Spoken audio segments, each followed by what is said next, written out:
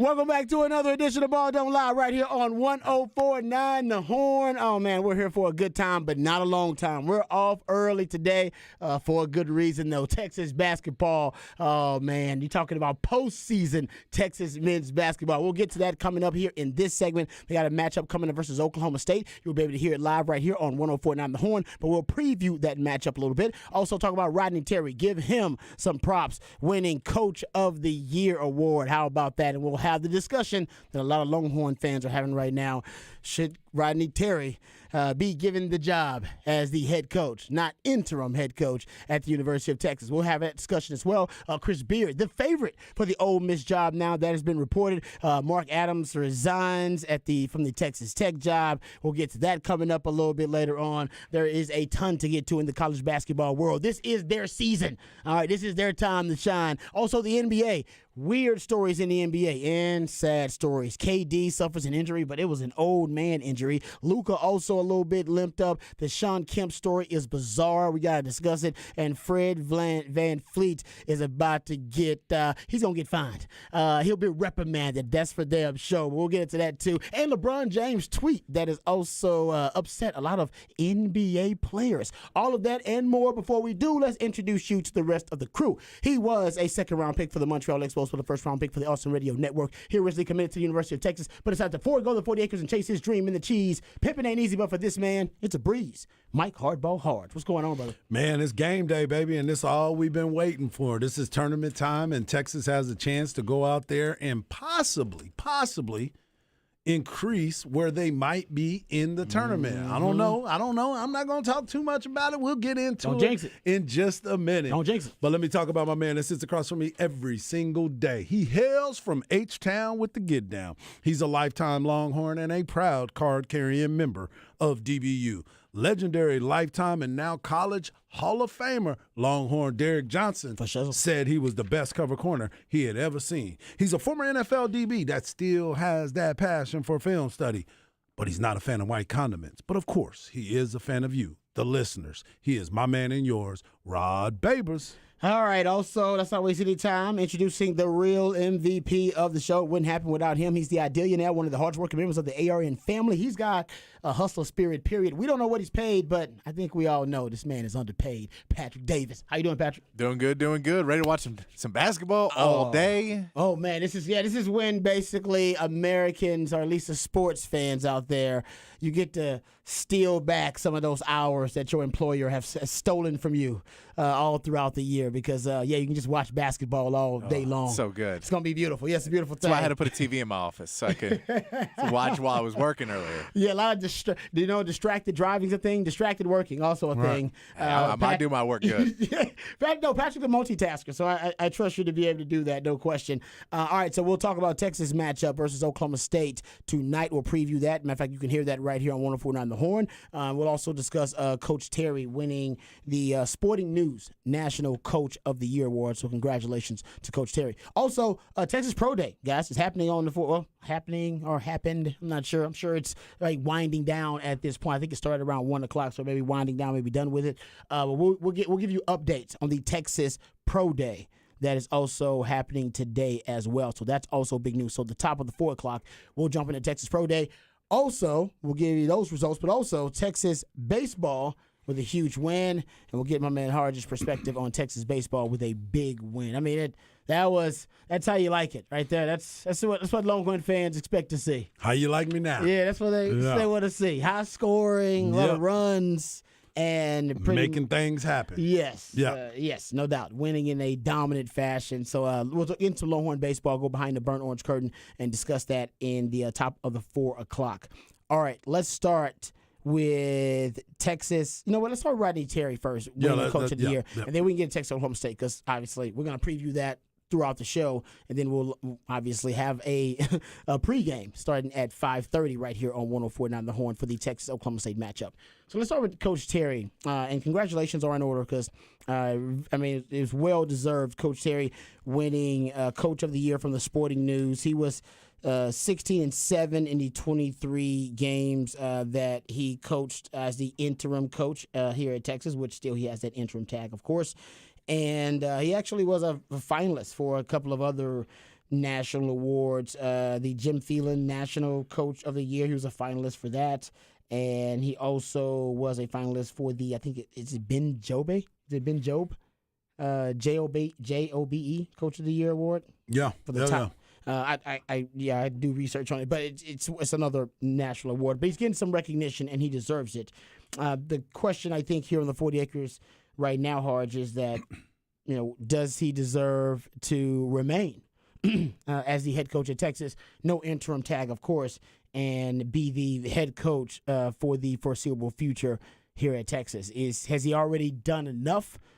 That's some people are saying he's already done enough. Obviously, winning Coach of the Year award, or does he? An award that no one has ever won at the University of Texas, by the way. It's fair. You know what I'm saying? Award that has not been given to any of the great coaches that have ever come through this university. They have never received this award. That's a good point. There seems to be two different sides to the argument among Longhorn fans that I've observed. And Specs text line 512-337-3776 would love for you to jump in on this discussion about Rodney Terry and whether he is deserving of being the head coach for the Texas men's basketball team after doing a great job, obviously as interim, because he just won Coach of the Year from the Sporting News. So I think there are two different sides to it. It's either he's done enough, he's already proven himself, he's Coach of the Year. What are we waiting on here? Right. All right. Or I need to see what he's doing in the tournament. I got to see what he does in the tournament, in the postseason, and then we can decide. And I hate to say it, I think I'm in the latter. I think I'm in the latter group. You personally are in the latter group? Yeah, I think I'm in the group. I want to see what he does in the tournament. Okay. He's done a great job. I don't want to take that away from him. That's not that you can't take that away. He's done an amazing job. But I would like to see what he does in the tournament, though. Yeah. I think everybody before you make that ultimate decision. So here's where we can all agree to disagree, and everybody has had their thoughts on this situation. Number one, congratulations to him. He's basically tweeted out, "I am humbled to receive this award. This is a testament to the resilient group of guys and a great staff who mentors our players tirelessly. I am a lucky coach." So congratulations to him, and I think, to me, he has done enough. And this is why I believe so. And everybody's looking for this splash hire and wanting to make sure that Texas is in this elite group, and rightfully so. And I can't disagree with that. But here's the deal: we've had great coaches that have been here, and you've given them every opportunity to make right what it was. Now, was he hired to be the head coach? No. So there is a process to it. He was hired to be an assistant coach here at the university. But let's not act like he was never a head coach. He got a chance to go to different places, and he did well enough that he got teams into the tournament, and he was doing it with less players, less type of players. He was doing more with less. Exactly. Yeah. So now he's getting the players that the University of Texas can bring to this university. He's also held the recruiting class, even though it's just two people. He's held the majority of this together. Those guys have been coming in and supporting him to make sure that you didn't lose him. Now, everybody can always say this is not enough. He hadn't done enough. But every coach that has come to this university has been on the same pattern. So where do we draw this line? Because we all keep thinking this guy is going to get us to the promised land. This guy is going to get us to the promised land. We talk about it with Mack Brown, right? Like, Mack Brown has done a great job and is a great person and did great for this university, but he only won, 2 Big 12 championships and has put himself in that aura, but we consider him, and he's a Hall of Fame coach. So why is it that we're looking for something when it's right in front of us all the time? Because it's Texas. No, I agree. Because Texas always believes. I just want to go on the other side every once in a while. Because you're making great points. I'm not taking away from your argument at all. You see, I really don't have right. or a counter to it. I'm just saying because it is Texas. I've been around Texas enough to know Texas always believes that. It basically kind of gets back to a point I've made about the quarterback, but I'll transfer it to this discussion too. Is Texas, if you are making this hire for CDC, so ultimately I guess for CDC and the decision makers behind the scenes, behind the Bernard's curtain, is their decision. Are you looking to hire the best available coach for the job, or do you want to hire the right coach for the job? And there is a difference. There is a huge difference. And you can have both, but sometimes it's tough to get both. Now, the best basically means most qualified, most skins on the wall, best resume that you can get, at the time, right? Most accredited, whatever term you want to use. Mm-hmm. Hiring the right coach for the job means it's about the fit. Remember what I always say about the quarterback position. Picking a quarterback is like picking a significant other. The woman you marry or man is not the hottest woman or man you ever dated. They're the one that was right for you. Mm-hmm. It's about compatibility. Mm-hmm. And so I do caution Longhorn fans who are like, man, let's get the big name, that, hey, man, find the right name. There's a great scene in the movie Miracle where Kurt Russell and the coach, his assistant coach, they're trying to put together the roster, and the coach looks at all the names that Kurt Russell's written down. He goes, hey, coach, you're missing the best players. And Kurt Russell looks at him and says, I ain't looking for the best players. I'm looking for the right players. Hello. And it's a great scene. It gives you goosebumps kind of scene. And I think that applies. 100%. Are you looking for the best? Or are you looking for the right one? You can get Texas, and maybe you get both. That'd be great. Mac Brown was probably both. Mm-hmm. Mac Brown was he was a highly coveted guy at the time, but Texas always believes they can just go steal the best coach in the country from somewhere else, and they do have a point. They Typically could. They can. But, yep. So I think that's kind of the conversation, but really the starter, if you will, for me. The best coach or the right coach. And I'm not sure which one Texas is going to do. CDC's history tells you he goes after the right coach. Sark is not, he wasn't like necessarily some big time. He was a splash hire just because of what he had done, but he wasn't the best coach Texas could hire at the time. Nope. They didn't go after the guy with the most skins on the wall. CDC went with the guy like, no, this guy's the right hire for us. I'm telling you, in about 3 years with where he's going and where Texas is going, man, they're going to peak at the perfect time together, and it's going to be something special. I agree. And I think he thought, honestly, was Coach Pierce like the old Coach Pierce? No, he was not. He's kind of the right hire, right? He's like, no, I like the right guy. I like the fit. Yep. This is a good fit. So, and he wasn't even CDC's hire.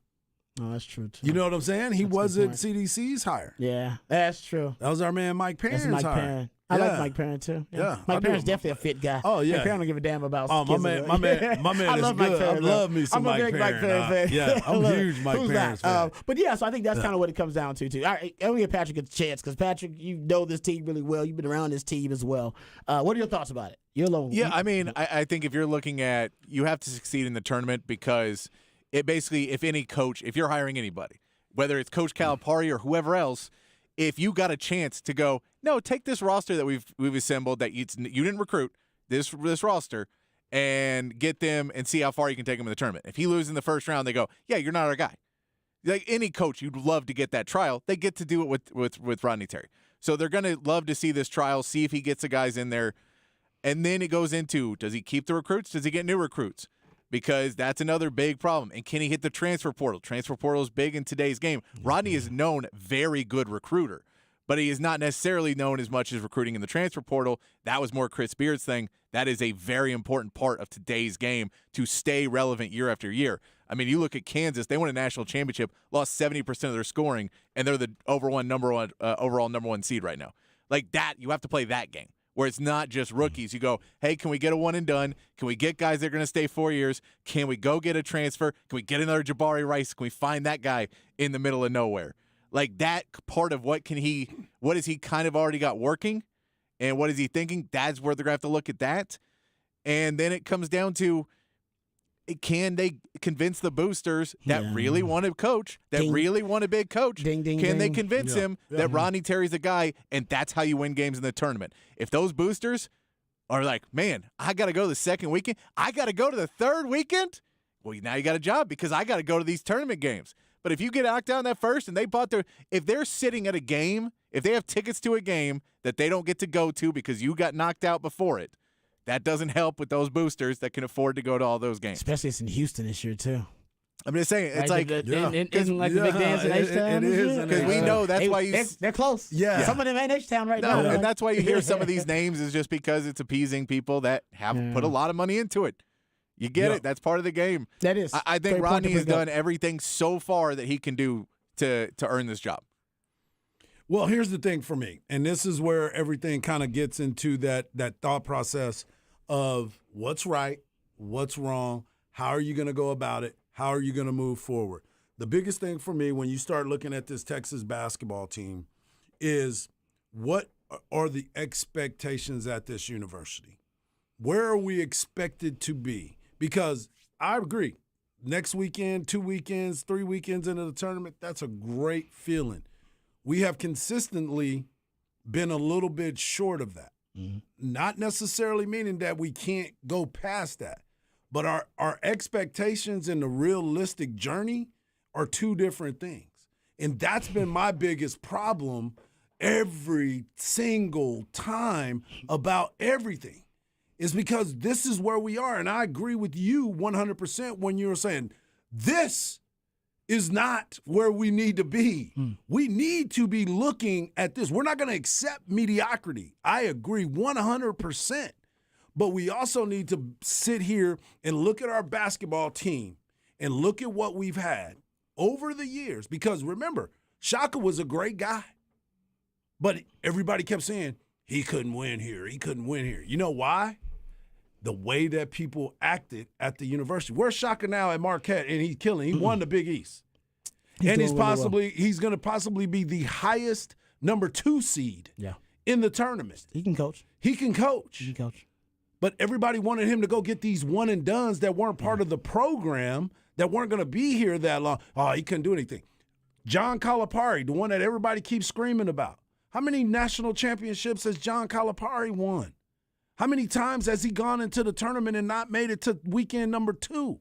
It has been consistent that he has not gotten to that point. But does he bring in one and done superstars? Absolutely. That is great, and he develops them and he gets them to the league. And if that's what you want to be as a basketball team here, is making sure that you have McDonald's All-Americans and all these guys that are going to the league right away, okay, cool. Then go get that. But if you want a team that's going to win and consistently show up, and I don't know if Coach Terry's going to be that guy, but I'm talking about real expectations as we move forward of this basketball team. If we can get it and we can get to that next level, because everybody thought that we were going to get there because of Chris Beard and the way that he was coaching, and he recruited well and he brought it all in. It was fast tracking. It was you were trying to fast track. He was fast tracking that Right. thing. He was, and I think, like Patrick mentioned, the transfer portal helps because his mentality with the transfer portal is I'll get proven commodities via the transfer portal, and we don't know Rodney Terry's philosophy yet and mentality, but it's something obviously that every program Has needs to adjust to. Yeah, needs That's to right. utilize. All right, so And I Specs, think he can use it, and I think Rodney can use it because nobody wanted to go to Fresno State or UTEP. yeah, Everybody figure that out, might too. want to go to the University of Texas and be around this. 512-337-3776, the number to the Specs text line. Texter here says, I need to see a Sweet 16 appearance. Okay. Another texter, deep run in both tournaments. I don't know, what's the definition of a deep run? What's deep run? Second, third weekend? That's what I'm saying. What's the definition of a deep then run? we would have lost a lot of coaches throughout the years. Yeah. You know what I'm saying? no, Are we good trying to point. build a program? Are we trying to build a program, and that's it? Hey, I like Ike. Shout out to I like Ike. I'm not gonna read this text. It's between us. That's between friends. Like, Yeah, but yeah. you know, I appreciate know how that. he feels. I got that knowledge exactly.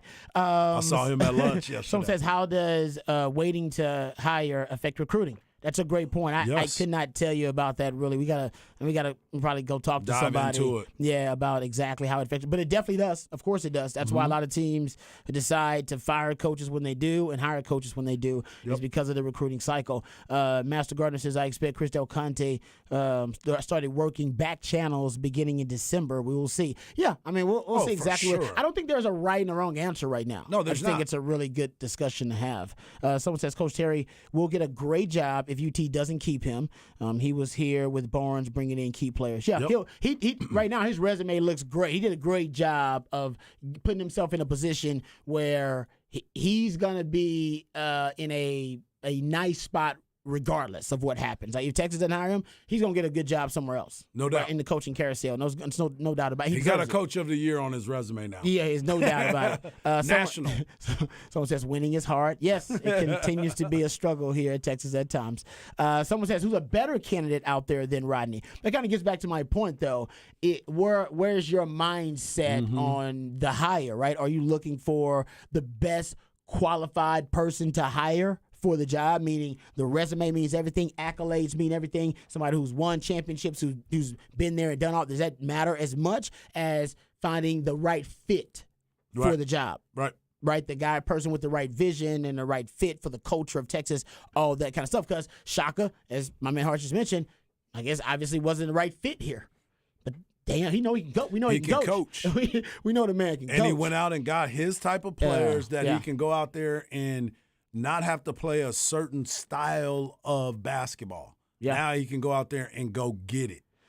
I like this texter. Hey, this has got to be one of my day ones right here. Coach Terry is in the friend zone. Yep. You might be right about that. Well done. I like that. Because he's been here for a while. Quality text goes back to my Eric being in the friend zone take. I like it. Well done there.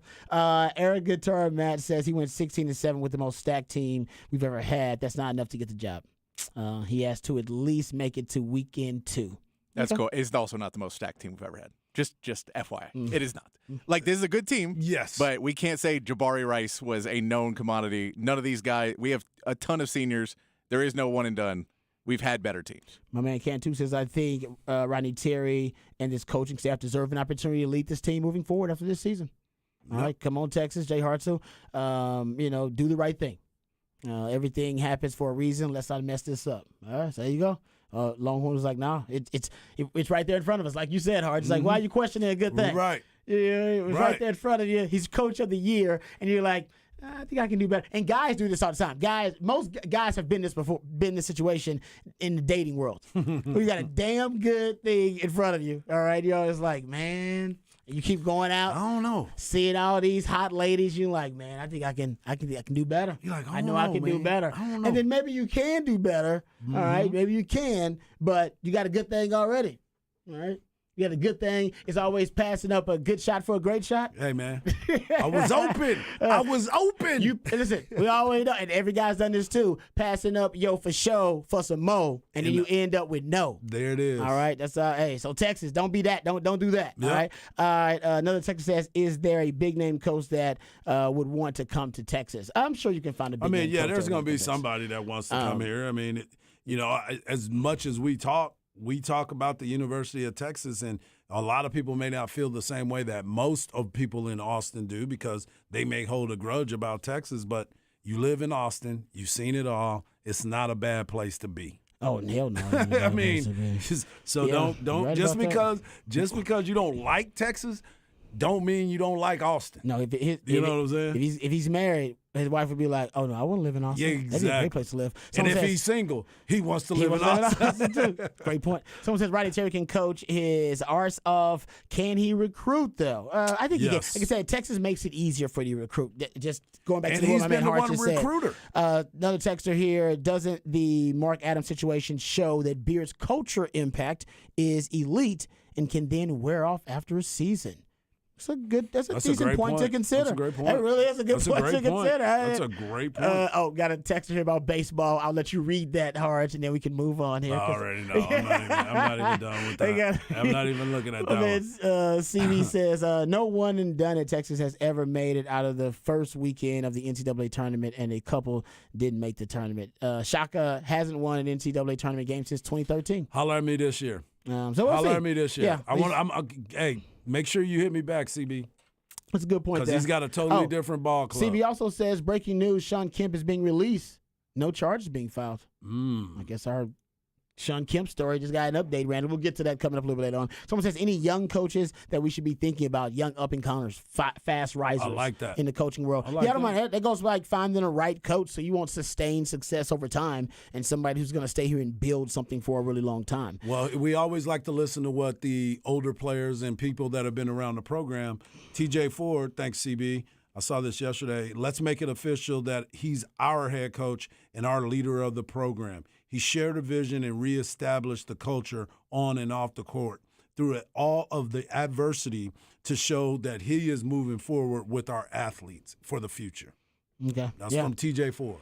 My man Chan says we need to give Coach T a chance. The optics will look horrendous if we cut the whole basketball staff this year after what they've gone through and what they've done. Yeah, optics would look, especially if he goes somewhere else and has success, kind of like Shaka just did. Yep. That wouldn't look good either. That's a lot. Somebody said get Shaka back. I love that. Hair of the dog. That's awesome. You can't do that. No, you're not doing that. But it's a great text. I love it. Some people were asking about Chris Beard going back to Tech. I'm like, I don't think Chris Beard's going back to Tech. Well, you can't do I'm that. telling you right now, as soon as this, it's the stories out there. I got a text yesterday afternoon before we even came on air. As soon as they lose, Ole Miss loses in the tournament because they ended up winning. Yeah. If they would have lost last night, Chris Beard would be named head coach today. Oh, okay. So as soon as that happens and they get everything in order, we will be hearing that Chris Beard will be the coach at Ole Miss. Nice. And Yeah. you'll be playing Texas next season. year.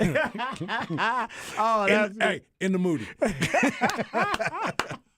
that is fantastic. I built this thing. Wow. I built this thing. That's going to be good, man. That's Yeah. going to be good. All right, so we got headlines galore. We'll break down Texas, Oklahoma State. I promise you. We'll do that. We'll also get into, we just had a little Chris Beard update there. We'll get into that a little bit more, too, and the Mark Adams resignation. That's also a big story. And this TCU story about the player Lampkin, and he's away from the team. That is also a strange story we have to hit that needs to be updated. So we got a lot to hit, and we'll get to all of that, I promise. But next segment, we got some NBA news, notes, and nuggets. There's a KD injury, a Luka injury. Both are going to be huge in terms of affecting the postseason projections. We'll get to that. The Sean Kemp story, shout out to my man CB, already updated. And we'll get to LeBron's tweet, which wasn't a huge story, but a bizarre one nonetheless. We'll get to that, all of that more, and NBA news, notes, and nuggets right here on Ball Don't Lie 104.9 The Horn.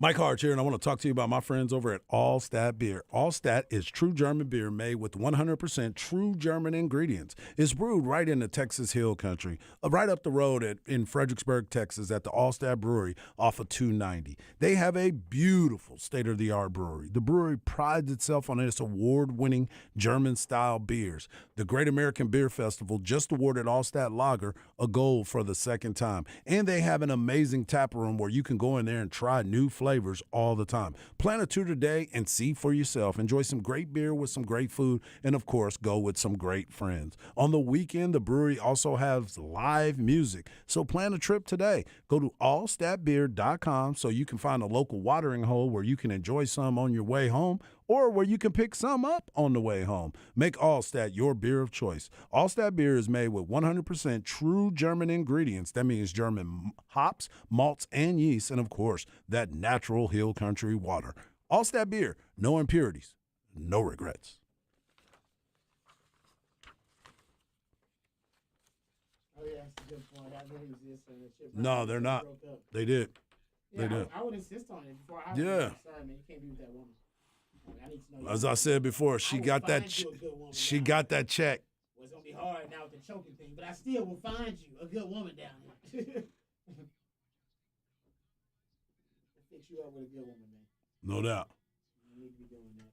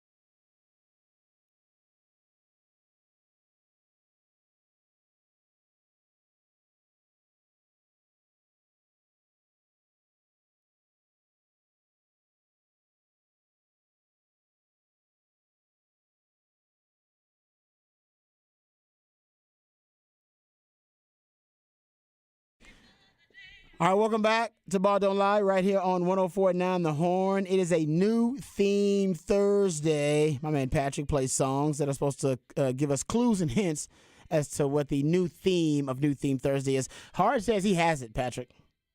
Harge? All right. It was yesterday, was International Women's Day. And so I'm going to say, because this song right here, You Make Me Feel Like a Woman. So I'm going to say that is the theme that you're going with today, Patrick. That's fair. That is correct. Oh, good job. International Women's Day. Well done. Good stuff there. Thinking about the ladies. Thinking, hey, ladies. Yes, that's International Women's Day. I love that. This good stuff there. All right, Patrick. So, yeah, of course, International Women's Day on New Theme Thursday would get a short show off at 5:30. So thanks, Patrick. Yeah. Yo, you're a sexist. Exactly. Why'd you give the ladies a short show? Huh? Yep. 5:30. That's, Huh? I Come on, thought man. I could pick out 4 songs. I could make it work. Yeah. Come on. And they now. strong, though. Yeah, they strong. You make now. me feel 80 cents to the dollar. That was Aretha right there bringing it to That us. is true. Shout out to all the texters and the listeners. We love you guys, and we mean that. Appreciate That's why that. we do. You guys texting us that there was a hot mic on in the studio there, and hopefully we didn't say anything that would get us canceled or fired. I don't think so. Well, I think But we're okay. we're about 5 or 10 seconds away from saying something that would have got us canceled or fired. So thank you guys very much for hitting us up on the Specs text line. Appreciate y'all, for sure. No doubt about it. We appreciate that. Okay, let's get to some NBA news, notes, and nuggets. Okay, I got this LeBron James story is bizarre. We got to get to this real quick. Yep. Did y'all see this? I did. Y'all saw this tweet from LeBron James. Mm-hmm. So basically, and it's just weird that basically LeBron James decided to tweet out a tweet that pretty much disrespects all of the other players in the NBA. And he basically said that basically Bronny was as good as some of the other NBA players. Mm-hmm. That's the gist of the tweet. I mean, I'm not making it up. I know that sounds crazy, but that's essentially was the gist of the tweet. Strangely enough, because he's on a propaganda mission to make like Bronny James, Yes. a top pick in the NBA draft. Guys, I know it's crazy to say this. It actually may be working. Come on, man. No, I'm serious. Trust. ESPN actually had him in their 2024 mock drafts. They had him as a top 10 pick. Man, come on. You know what that's for. No, I'm serious. Come on, give me some clicks. None man. of it matters until he plays higher competition. So he's either got to go G League Ignite or go to college. And then if he's good, he's good. But if he is a awful college player or awful G League Ignite player, like we saw Jaden Hardy. Jaden Hardy was supposed to be a top 10 pick going into to last year's draft, but he played for the G League Ignite and did not impress anybody and dropped all the way to the second round of the Mavs. It's crazy. So like you can drop. It's all about level of play of like who your level of competition. So he's still got a lot to prove. I agree. I know LeBron thinks he's great, but also LeBron has put together a lot of really bad teams that haven't won championships because he picked the talent. That's very Remember, true. he put together this Lakers team that had no one on it. But he's basically kind of pulling on LeVar Ball here. He is. He's trying to, through kind of sheer propaganda, get his son, drafted really high. His tweet was, it reads, quote, "Man, Bronny definitely better than some of these cats I've been watching on League Pass today." Yeah. Yeah. That's maybe they are. I mean, I've never watched Bronny James. Have you watched Bronny? I've not watched watched a him. lot. I can also say, yes, any one of them would be really good against high school players too. Like Well, and you're here's the playing other part against of other it. high His schoolers. kid's team got eliminated just the other day by another team, so his season is completely over. Sherman Oaks. Yeah. Notre Dame, Sherman Oaks in Notre California. Dame, yeah. They beat them 80-61. Sierra Canyon, which is the team that Bronny James played for. And by the way, Master P's son, Mercy. Yep. Mercy had 18 points. Hello. Bronny had 10. Knocked in that him out. matchup. Yeah, so it's just weird that. And by the way, now I think On3 has Bronny ranked as the number 9th prospect in the country as a 5-star prospect. No, so I'm not saying the NBA is going to draft him in the lottery because of it, but there's no doubt LeBron James's, push to get him, I don't know, ranked higher or rated higher. It's working. Yeah. With I'm talking about with the media sources and stuff like that. Yeah, Media yeah. related sources. No, it's working. It's now, working. It's not gonna work the NBA. I don't know because they worry about that. But the Kim Kardashian, Nicki Minaj, Serena Williams size, Cardi B size, Megan Thee Stallion size. But LeBron James is also, and I don't. It's legal because it's not technically tampering, but he's also hinting that wherever my son gets drafted, I'll end my career there. Yeah. Right. Which that's also, I think, kind of he's throwing that out there. So people are like, oh, you know what? Hell yeah, I'll draft him in the top 10. LeBron's gonna be here for a good 3-4 years. I'll take that. I'll take that free media. Yeah. Let's put it this way. That's an owner's dream and a coach's nightmare. It is. But the NBA, 100%. the NBA is the perfect place So for you want it. me to draft a guy who's not as good and doesn't have a ceiling so I can get one of the biggest prima donnas in basketball on my team way past his prime? They're like, yeah, and you're like, oh, Sounds good. So what do you want to tell me when you're going to fire me now, or do you want to fire me then? But you think that honestly, with the NBA being the salacious gossip kind of drama league it is, you know there are a couple of teams that would do it. Oh Right. no, I think there's a lot of owners who would do it. I don't think there's a coach in the league who would do it. Yeah, there's a couple of teams that be like, actually, we do it. Sounds great to us. We can sell a lot of jerseys. We can put some butts in seats. Yeah. Sounds great. No, I'm with you.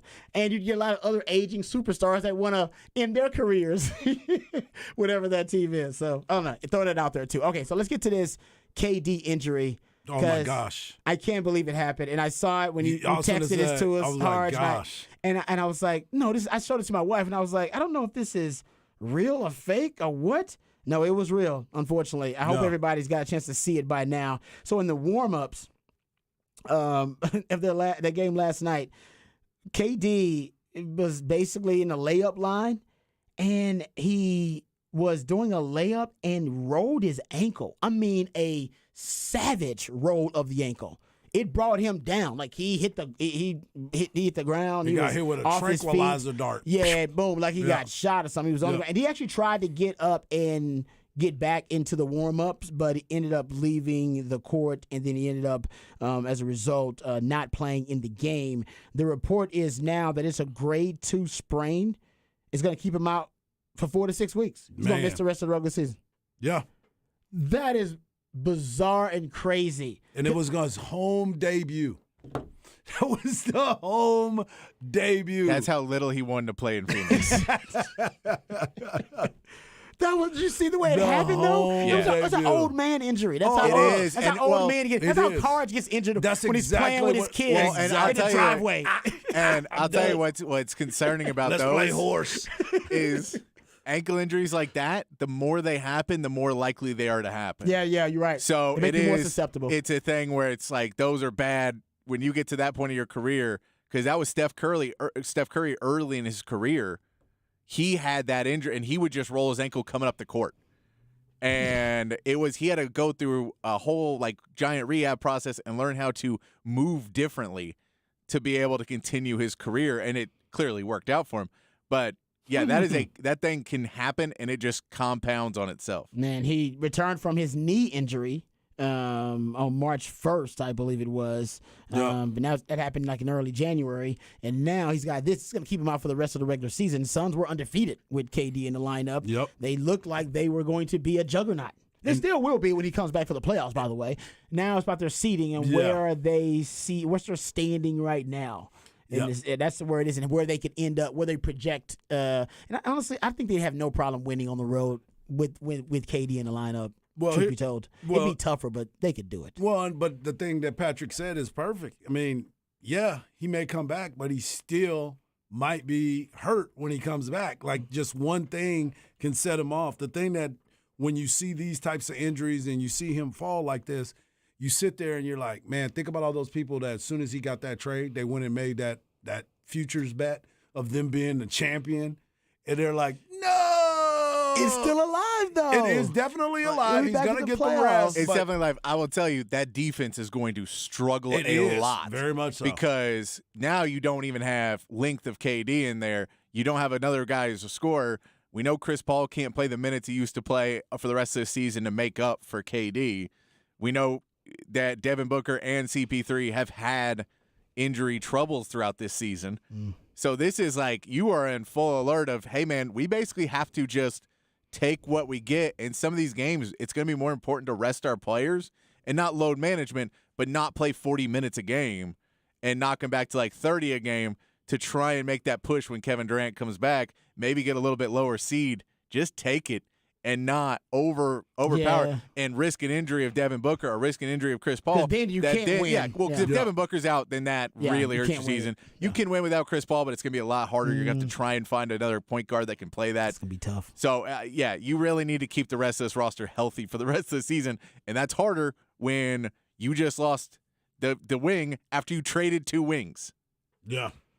No, that's a good That's point about exactly the load, the load management kind of walking line. I agree with you. I think when they're healthy, I don't. It doesn't matter if they're 5 seed, 6 seed. I just think they can still win on the road. Right now they're sitting at 4. They're at 4. They're the 4 seed. They're gonna- right Yeah, now. you Drop- want to stay. You want to stay stay right above there. the 7. Yeah. You just want to stay above the 7 because that's the plan. Okay, so that's the injury news with KD. Yeah, man, the ankle thing. Yeah, and you're right about the ankles. I remember Mac Brown. Mac Brown was a big ankle guy. Yeah, you got to take them things up, boys. He would. Yeah. He made it mandatory. I would just sneak because I didn't take my ankles. Because No, I they once get you hated it take your too. ankles, I hated it they too. get weaker. They get weaker. So They get once you weaker. tape them, you always have to tape them. And I'd never taped them. I was like, man, I never taped my ankles. He's like, well, you got to wear something. So I'd wear like the little mesh, like little bracelet. Hey, by the way, let whatever. that be a lesson to any of you parents out there whose kids thinks it's cool to wear wear Spat all the anything on the time? ankle. To spat all the time. Yeah, don't let them do that. No. It makes your ankles weaker. You wanna naturally I get- strengthen 'em. I get they want to look It like whoever the weakens player ankles. is,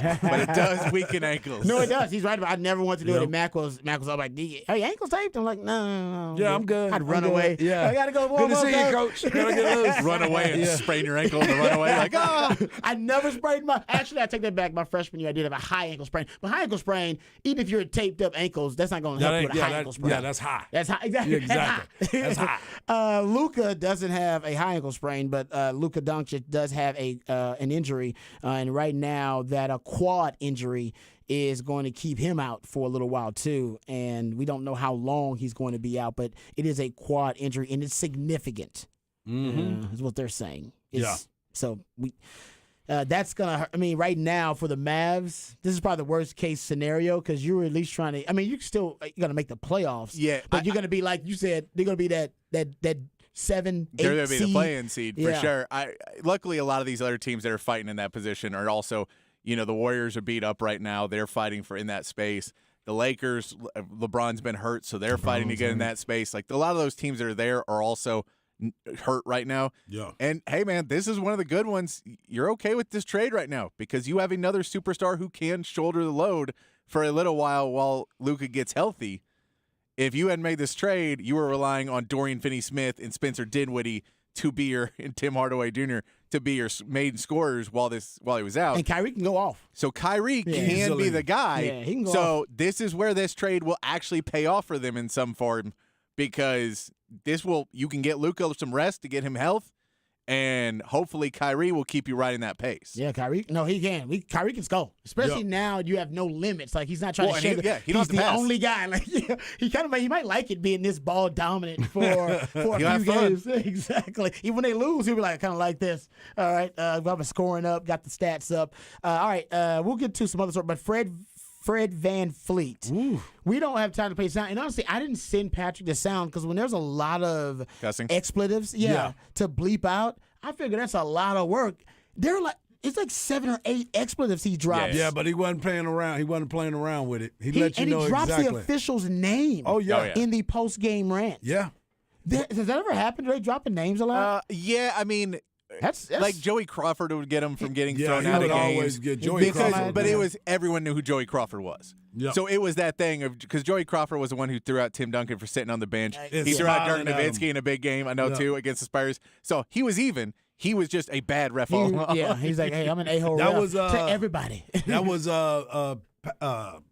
Charles Barkley's boy. Yeah. Yeah, No, yeah. no, that was Dick Bavetta. Dick Bavetta and Joey Crawford. But though. yeah, Joey Crawford I've Yeah. heard has gotten help for his anger management. They the NBA made him go get anger management and all this other stuff. So hopefully he's retired now. Hopefully he's doing fine. I don't want to hold a grudge against the guy, but Yeah. that was a guy that got name checked because people were like, yeah, this guy clearly holds a grudge in games. He gets mad at you trying to show him up, and he will throw you out or he'll do that. One of the clips I saw someone post of a technical Van Vliet had gotten from this official Ben Taylor's his name. it was a fast break going the other way.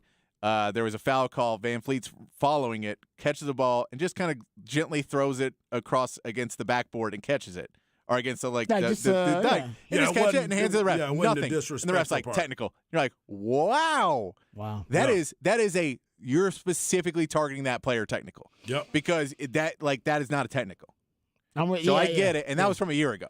That's he said that they got a history. He yeah, basically they hinted have we it. got a Yeah. history, and this Yep. guy's got. He said the guy got out for me, like he's got it Yeah. out for me personally. And yeah, it's a great rant, but it's got like I said 7, 8, and he's dropping F-bombs, like he's dropping the bombs. Yeah, Yeah. he's not. Like, he's not holding He up. ain't holding back at Yeah. all. Like he's just dropping. He's like, I know I'm gonna get fined. And he says, I think he says at the beginning of the rant, I know I'm gonna get fined. So Yeah, so I don't care. yeah, so go check out the rant on social media. Yeah. Like I said, there was too many bleeps for us to send to Patrick. He's got It was better great things work, to do. though. It But was great work, though. I've never seen anything like it actually. Right. You gotta listen to it. Yeah. All right, we come back. We'll get into the flex on the other side right here on Ball Don't Lie 104.9 The Horn.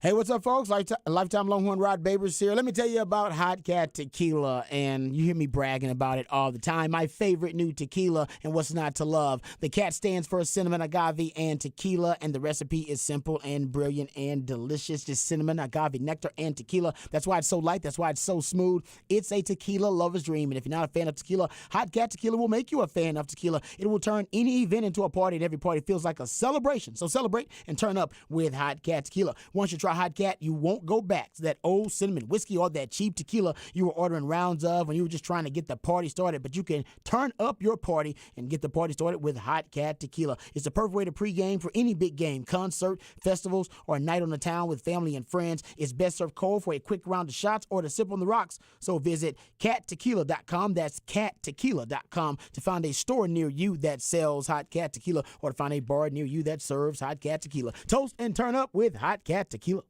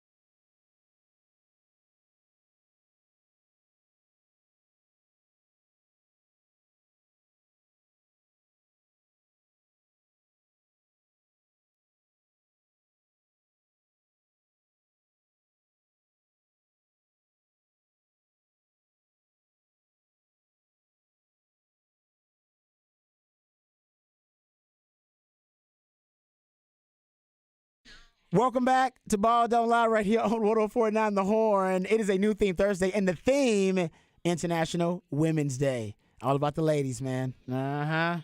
Gotta love that. And my man Patrick finding songs that are, what's the official, like, theme? They're just about women. Just about the ladies. Just celebrating the ladies. It's only 4 songs. Of course. It's been real bangers. Mm-hmm. So International Women's Some real Day. bangers. Yeah, they only get, okay.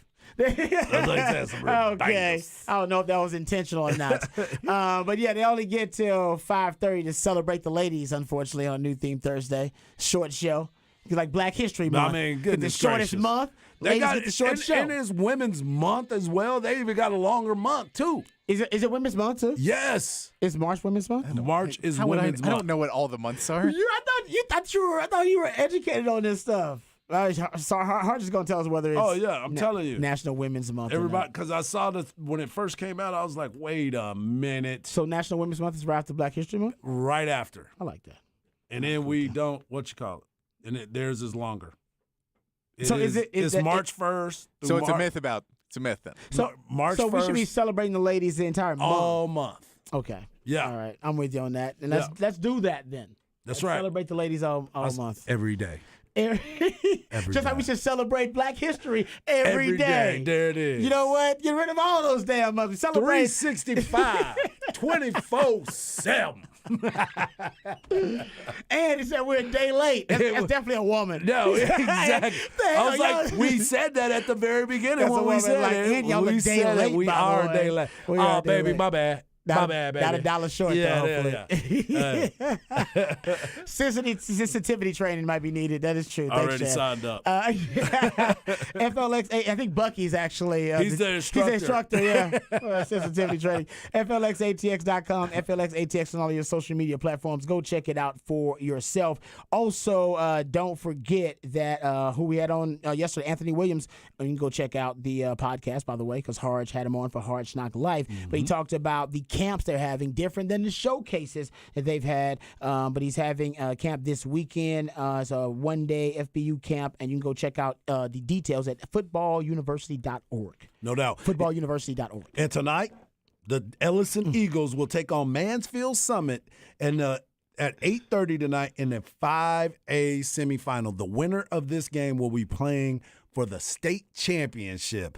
Fly, Eagles, fly. You seem very proud. We in the house, Harge baby. has forced the flex to cover. I'm expanding because I heard Craig Way saying, so I need to add this in there too.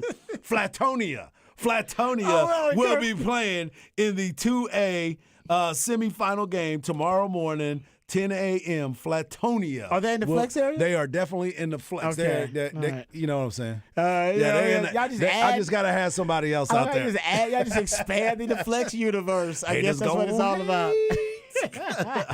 All right, let's get to. Oh, so just you know what? I'm not even gonna read that. I'm gonna check that one first before your sensitivity training. Yeah. Sensitivity check on that text before I read it on air live. Probably not the right thing to do. All right. I almost got fired once today. Not gonna let it happen. Learn we're the pausing. lesson. We learned the lesson. Yeah, That's right. We're being fired for on a short show. That would be horrible. All right, we'll come right back. This is Ball Don't Lie right here on 104.9 The Horn.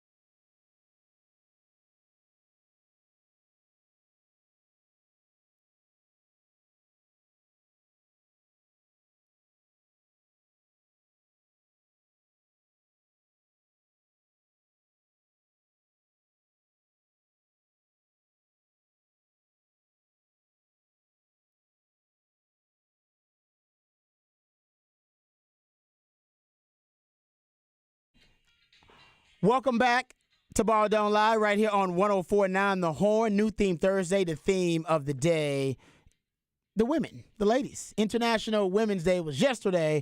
We did get a chance to celebrate yesterday because we were celebrating the midweek movie music, and that was New Jack City. A lot of ladies in New Jack City, too, that we were celebrating. But that is the theme for New Theme Thursday. It's all about the ladies. And we did find out, did some deep diving from my man Harge, that it's international. It's like Women's Month as The well. entire month. The whole damn month. Every day. So shout out to the ladies out there. Right after Black History Month, we celebrate the ladies. Text here says, hell, at least y'all got a month. We ain't got nothing but Cinco de Mayo, which got nothing to do with nothing. That's not true. Cinco de Mayo is a purpose for Cinco de Mayo. You know what I mean? Hello. And my man Patrick, doing some deep diving, found out when is National Hispanic Heritage Month is September 15th through October 15th. There we See, go. we got you. We got to There's a make month. sure that we celebrate National Hispanic Heritage Month when it rolls around. Yep, Don't yep. forget about that. I knew that was a thing because I'm a Spurs fan. That's right, because they wear them special jerseys during I that was time. aware of that one because of being a Spurs fan. Yeah. There you go. I like that. There you go. All right. So remember that. Why does that start in like the middle, like the eyes? I Why have does it no start idea. in the middle? No idea. Maybe they were like, we don't want to share a month, so we'll like half of months. Yeah. I don't know, but we've done it, and I know we've done it with UT football. We've done for the Spanish broadcast we've had, and I was like, Oh, And then I yeah. remember how it was in the middle of the month because they were like, hey, can we run these ads? I'm like, why are you sending me at the middle of the month? Are y'all running late? And I was like, oh no, it is actually the middle of the the month. middle of the month. Okay. Yeah, who started that? Come on, man. Yeah. Hey, come on, do the proper thing and start with the whole month. Now we gotta, go in the middle of the month. You know what? I guess the advantage is you got 2 months. There it is. Yeah. You can celebrate in 2 different months. Okay, there you go. There you go. All right, a loophole there. I feel like that it. for I like it. Hispanic Heritage Month coming up in September during football season, like that. All right, actually, that means during my birthday, There it is. Hispanic Heritage Month. See? But There you go. There you go, my brother. so it says when is Slovak American Month? I don't know. I'm sure there is one. Yeah. There's one. Native American Month. I'm sure everybody gets a month. The best I could find is that in August of '93 and August of '94 were Slovak American months. I don't know if it was a continuing thing past 1994 though. Oh, well, they should continue it. But you know what? Just claim August. And August is when exactly. they did it, so claim August. Claim a month nobody else is claiming. No doubt. All right, because I think Gay Pride Month is June, It's June. so yeah, you can't claim Found that out. You can piggyback on to other months. There's like every month is like 45 Trust things. me. Because we talked. Yes. We talked to Tyler yesterday. That's true. Yep. Good point. Yep. You're right about that. It's only 12 multiple, months, and there's a lot of things. Multiple Sclerosis Awareness Month Yeah. is Exactly. also March with the ladies. That's Women's Month. Okay. Yeah. You know Yeah, what? you have multiple Hey, things. How about that Slovak American? Hey, y'all could. Yeah, you know what? Sign it. Black History Month. We'll share it with you. It's short. It's There it 28. is. You can jump on that too. You can also have Slovak American Month with Black History Month. How about that? Come on. I'll talk to the coalition. It's a party. It's a party. Hard and I'll talk to the coalition. See if we can get something done for We you. gonna trade. Tiger Woods. All-time great skit, by the way. Yes. Exactly. All right, we're off a little bit early. That's probably why we're acting a little crazy. We're off a little bit early, so everybody's feeling good. We're off at 5:30, and we're feeling good about Texas basketball. They're going to be taking on Texas men's basketball, taking on Oklahoma State. We'll get to previewing that matchup coming up in the 5 o'clock, top of the 5 o'clock, and we're off at 5:30. Harge, what you got for the people coming up in Harge Knock Life? We're going to talk a little bit about the game at the University of Texas last night as they beat Mercer and preview the games for tomorrow as they I like take that. on the Manhattan Jaspers. And a lot of people don't know much about Manhattan. No, I like that. There you go. Oh, someone says Mexican Independence is September 16th. There you go. Just Yeah, throwing we're it going out to there. find something else out there, man. Hey, man, celebrate it all. I'm down with it. Celebrate it all. if it's a party, I'm there. Let's talk Texas. Speaking of celebrations, let's talk Texas Pro Day because a lot of those guys are hopefully celebrating some great Pro Day results because they need them if they want to increase their draft stock and they want to accomplish their dreams of being NFL players. Like a lot of these guys want to play at the next level. So the participants in Pro Day, and by the way, I'm taking stuff from Joe Cook, who does a really good job. So shout out to Joe Cook at Joseph Cook 89. So Inside Texas, he does a really good job. And my man Jeff Howe, who you hear on Light the Towers with Craig Way, the voice of the Longhorns, from 10 to noon, also did a really good job covering the Combine. So you can go, the Combine, the Pro Day. It counts. So you can go check out his results too. That's kind of where I piecemeal everything. He's at Jeff Howe 247, and you can go check out some of his nuggets from the Texas Pro Day as well. The participants in the Texas Pro Day, I'll just break those down really quickly. Jaleel Billingsley, the tight end, participated. Keandre Coburn. Well, these are the guys that were there. Not all of them did actual testing there, but they did show up there. Keandre Coburn, Anthony Cook, Deshaun Jameson, Roshan Johnson, Tariq Milton, Murrow Ojimo, DeMarvion Overshown, Bijan Robinson, and Daniel Trejo was there as well as the punter. So I guess you do punt. Yeah, I guess you just go out there. You got to show them that you got that boom with it. So here are some of the results from the Texas Pro Day. Actually, here's some of the nuggets, I should say. Quandre Diggs showed up, so shout out to Quandre Diggs out there. It's weird seeing Quandre Diggs. It makes me feel a certain way about myself. It does, because I remember him as a big head little kid, Quinn Jammer's little brother in the locker room. So that's my first really seeing him, the visual. It's still stuck in my head. And every time I see him now, I can't lose it. I see him all the time. I say, man, your head was that same size when you was in that's why you was now your head, your body's caught up with your head. It's great, but back then the head was the same size. That's what he tell you. I ain't little no more. Oh man, no, obviously he's one of my favorite players also in the NFL too. He's a damn good player. But he was there, so it's also kind of a reunion too. A lot of the players from the league, they show up and come support the guys. David Ash was throwing at the Pro Day. He was throwing for the players. Right. He wasn't throwing to try to get a shot in the NFL, but he was out there throwing for the players. So that's pretty good, because I think he's done that before. Yeah. Just as a guy that... He's the guy that everybody knows that if he comes out there, he throws a beautiful football. He's going to make you look good, probably spend some time with them as well. So I think it's good for him to go out there and still be around the program, because you don't ever really hear much about David Ash anymore. Straight Ash homie. That's right. Straight Ash homie. I love it. You know what I want to ask David Ash when I see him every time? And I have never done it, and because I don't see David Ash that often. Right. That's what I'm saying. He disappears. I would want to ask him, hey, where in your house do you have the photo of Beyonce wearing number 14 jersey? Yeah. Because I would have it up in my house. I would tell my wife. I don't give a damn. My wife would love it, actually. She's a less Beyonce. She would only, if she's going to go that way, she would do it with Beyonce. Right. But I would have it up everywhere. If Beyonce wore number 21 at one time in Texas, it'd be on my phone. I'd be like, oh, yeah, Beyonce. That's your screensaver, number 21. That'd be on my phone. I'd have posters up around the house of it randomly. We have them up in here. Exactly. I'd have them up everywhere. I was like, so do you have it anywhere, David? I know you maybe you're a happily married man. I'm not even sure what his status is.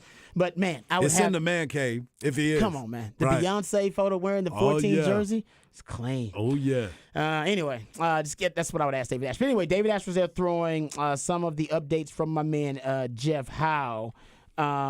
He pointed out that the list of teams Keandre Coburn has met with is really long. Also, DeMarvion Overshown reported that told them he's met with a lot of teams. And Jeff Howe said he was told that 32 NFL teams had a representative at the Pro Day. Right. That's pretty good. That's actually, there have been pro days that, unfortunately, all NFL teams did not feel it was worth their while to get out there to the Texas Pro Day. I'm glad that all 32 teams seem invested in the talent that Texas has on campus. He also looked at 40 times, and these are unofficial. All these are unofficial because they are not scouts, and they don't have the same times the scouts have unless they are talking to some scouts. But the times that my man Jeff Howe put down for 40s for Jaleel Billingsley, he said a 4.58. Anthony Cook, 4.58. Deshaun Jameson, 4.45. And Tariq Milton had him at a 4.53. So you said 4.45 for Deshaun Jameson? Yeah. That's what he had. Yeah, that's good. I'll look at Joe Cook. I'll give you Joe Cook's times too, because you got another party. He said Deshaun Jameson's times were 4.48 and 4.55. So you got two. So basically, to a mid to a high 4.4 is what both Joe Cook and Jeff Howe had for Deshaun Jameson. Yeah. Okay. And my man Joe Cook, I love he puts his iPhone stopwatch timing from an offline view, aggregated by me, Mike Rhodes, CJ Vogel of Football Brainiacs, Jeff Howe, Alex Dunlap also of Orange Blue. So yeah, I mean, we had to put it together. Formally, you had to put it all together. What there. you get. Yeah. So his times were Jaleel Billingsley 40-yard dash 4.52 and a 4.6. He had Anthony Cook at a 4.59 and a 4.65. Yeah, I see that. Harsh made a face. Y'all probably see it on the Twitch stream when I read off those times. Yeah. Someone says David Ash is now a financial advisor in town. Nice. Oh, in his office, does he have a picture of Beyonce that's even better. wearing the 14 jersey? Let me tell you how to manage your money. Bam, there it is right there. For real. Please tell me David Ash has that. All right, somebody who knows him. Hit me up on the SpecX line, 512-337-3776. Thank you, CB. He sent me the photo. Oh, Man, yeah. Isn't that a great picture? Yeah. That's fantastic. That thing never gets old. I love Man, that and I photo. could see Blue's afro too, so that was fresh right after she had the baby. Baby walking around, that was a great picture. That's a great point too. It does not look like she just had a baby. Nah. Anyway, getting back to, I'm distracted. Getting back to Anthony Cook's 40 time. This is why, because listen, that's not a great time. Let's just be honest here. 4.59 and 4.65. That's gonna hurt Anthony Cook more so than help him. What I will say is gonna help Anthony Cook, and it helped out guys like PJ Locke. It helped out guys like Adrian Phillips when they got to the NFL. And I remember saying this very same thing about those guys, and they end up making NFL rosters, and now they're NFL vets at this point. His versatility and the fact that he was at times forced, but then at times moved around the secondary. He's played safety. He's played corner. He probably could line up and play nickel if they needed him to. That's going to help him in the NFL. Yep. They like guys who have versatility. You manufacture depth that way, but also they like guys who can play multiple positions. Now, in the NFL, he probably won't be playing corner with that speed. Nope. But it does show high football IQ, a guy who can play multiple spots in the secondary. Yeah, and that's important. That's important for him because you got to be able to show some versatility, right? You want to make sure that you can say, I'm not going to play this position, but I can help you at this. I can do something different here. There's so many different ways. The main thing, and you can speak to this, Rod, you just want to be on the roster. You just want to make a roster, and then everything else will take care of itself. Once you get there, it's about you staying there. That's the most important part about it. Totally agree. Trust me, as a guy who's trying to stay there, it wasn't easy for me. Right. It is not easy. Moro Ojimo, Keandre Coburn. Did we go through all the 40 times? Tariq Milton, sorry, I may have missed him. 4.55 and a 4.53. Yep. Those were the 40 times that Joe Cook had listed for him. What was his vert? I think it was 37. Okay. Yep. Yes, broad jump listed here by my man Joe Cook, 9 feet 10 inches. And he said he did that twice. Deshaun Jameson's broad jump they have here at my man Joe Cook has it 10 feet 3 inches. Like you said, Anthony Cook, he's got his broad jump at 10 foot 1 inches or 10 foot 5 inches on his second one, which is pretty good. Jaleel Billingsley, 9 foot 9 inch broad jump for him. Moro Ojimo actually decided to pass on a lot of the drills too. He didn't do really any of the drills because he had his times, which were great, by the way, from the combine. Remember, I told you he's top 5 at the combine for interior linemen, D tackles, bench, broad jump, vertical, and his 10-yard split were all tied or top 5 at the combine. Smart by him. Yeah, so he didn't need to do anything. He was great. Rashawn 34 and a half for Tariq Milton. There you go. That's not bad. Yeah. That's not bad at all. Yeah. And Deshaun Jameson was 33 in his vert, and Anthony Cook was 34. So actually, Jaleel Billingsley probably is the one that impressed the most. If you're looking at all the times and everything, I mean, he had a 36-inch vertical. And this is a guy, I guess the measurements, they have him at 220, 6'4", 220. Yep. And to have a guy with that kind of size exploding for a 36-inch vertical and also running around 4.52 or mid to low 4.5s is what Joe Cook has him as. That's pretty good. I mean, that'll turn some NFL heads and at least have some NFL guys think, let's bring him into camp. Yeah. See what he looks like. Let's see because he doesn't have much on film from Texas or really even Alabama. I mean, he's got some Alabama film, but not much at all. So if he's running 4.5 mid to high 4.5s or mid to low 4.5s, that'll get him in a camp, no question. Right. And that's all you need. That's all you need is that opportunity to be there, to be able to get yourself in the league, because once you're in, you got more opportunities coming to you because you got to make it there, right? You get there, they're going to give you a call from another team. They're going to give you a call from another team because you did have that opportunity to get there. So if you can get there and try to contribute right away, a lot of it's special teams. Do whatever it takes to stay on that roster and get them checks. And then more film you have, better opportunity you get. Yep. I'm surprised that Rojo didn't run another 40, but I figured he must have been told that your 40 is not a concern. Right. It's not a concern. Meaning you might not run a great 40 at the combine, but nobody has thought to themselves, "Oh, I need to see him run a faster time for me to draft him higher." So he didn't really run any 40. He did do drills. I see there is actually some footage of him doing drills on on my man Jeff Howe's Twitter account too. If you want to go check that out at Jeff Howe 247. So there you go. A little wrap up of the pro day. Nothing spectacular. Yeah. I mean I thought there would be more faces there, but not really. There wasn't that many that was there as far as the players that might have an opportunity to do some things. I saw that the reps on the bench weren't as high as most, especially, you know what I'm saying? That wasn't something that I guess either they didn't work on that part of it or they were like, this is all I got for you, and be able to go out there and still be able to perform. So it's challenging for sure. And there's a lot of pro days that are going on moving forward too. Yeah. No, it is. And I think all 32 teams showing up I think that's a pretty big deal for Texas, having all 32 teams represented. But yeah, I didn't see a performance by any of the players, particularly, and maybe Jaleel Billingsley is that guy, but that would stand out for a scout to think, oh, I want to take a chance on this guy. But all you got to do is get into a camp, and maybe those guys will turn some heads. But most of the guys who were invited to the combine, I think those are the guys who will benefit the most from this process. And all those guys chose DeMarvin Overshown, Ojimo, Kendrick, Coburn, Rojo, Bijan. I think most of them chose to stick with their combine numbers. Yeah, well, because they were happy with their combine quote numbers. unquote the most official, right? Yes. And they were like, I did well enough. And to your point, maybe he did get a conversation and said, speed is not what we're worried about with you. It's either that or he was advised not to do it. Right. He was just advised. Rojo was advised not to run. Like I said, Rojo would be the only one I thought may have wanted to put a better 40 time down there because I think he's faster than the, what was it, a 4.58? Yeah. Something like that. He was 4.58, 4.58, something like that. High.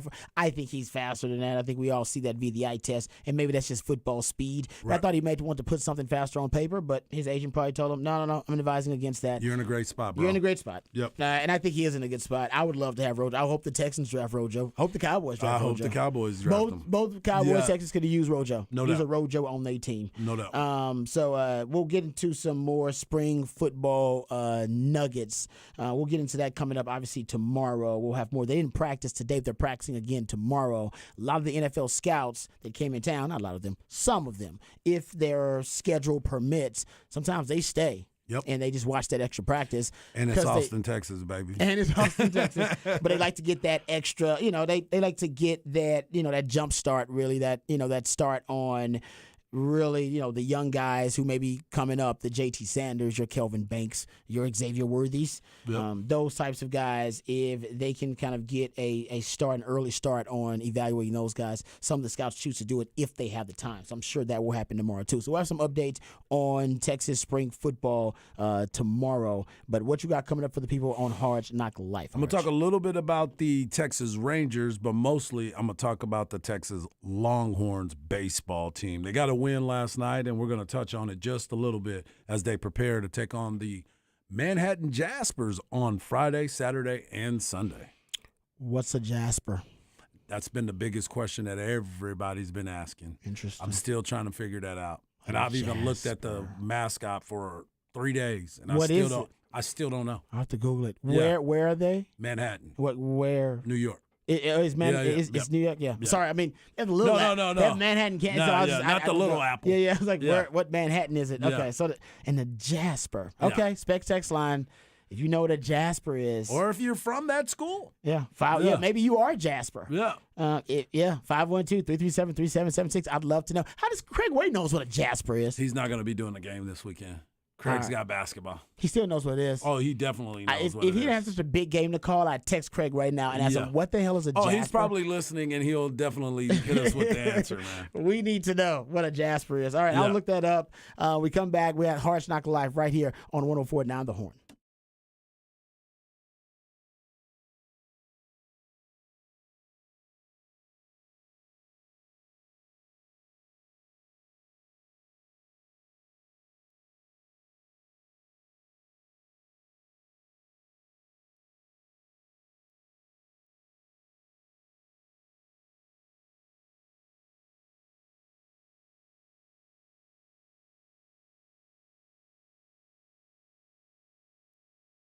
Mike Hart here, and I want to talk to you about Allstat Beer. Allstat is born in Fredericksburg, right in the heart of the Texas Hill Country. They have a beautiful state-of-the-art brewery, and the brewery prides itself on their award-winning German-style beers. So make sure you plan a trip today and go out there and find out for itself, because they also have a very beautiful fine dining restaurant and a tap room where you could try multiple flavors. Plan a tour today and see it for yourself. Great beer, great food, and of course, go with some great friends. And the weekend is upon us, so why not go out there and enjoy some live music? They do that every single weekend. So plan a trip today. Go to allstatbeer.com to find a local watering hole where you can enjoy some or where you can pick some up on your way home. Regardless, make Allstat your beer of choice. Allstat beer is made with 100% German ingredients. That means German hops, malts, and yeast, and of course, that natural hill country water. Allstat beer, no impurities, no regrets.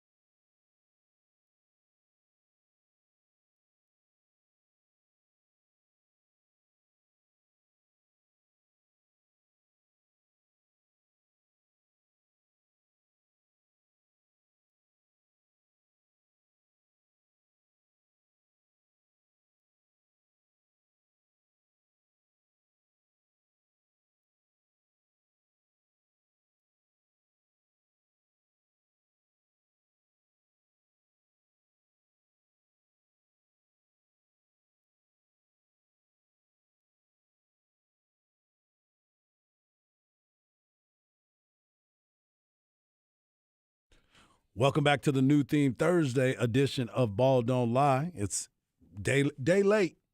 International Women's Day. I don't want them getting mad at us. We knew about y'all yesterday. We celebrated it. But it was midweek movie. Yeah, we talked about the lady who was pregnant, 9 months pregnant, and ran a mile in under 6 minutes. Actually, 5 minutes and 17 seconds. Hello. 9 months pregnant. There we go. Exactly. We did speak on it. Girl power. Hey, damn right. we ran the world. That's how they say it there. You can follow me at Hardball Hard. You can follow my man at Rob Babers. And, of course, the man behind the glass. You can follow him at It's Patrick Davis. You can also hit us up on the Specs text line, 512-337-3776. I wanted to touch on this a little bit because the Texas baseball team, University of Texas baseball team, beat Mercer last night in a highly contested battle. Not really. Texas just decided to open up a can on them, beat them 11-3. They had 15 hits. Finally got Dylan Campbell to get a bunch of hits. He got 3.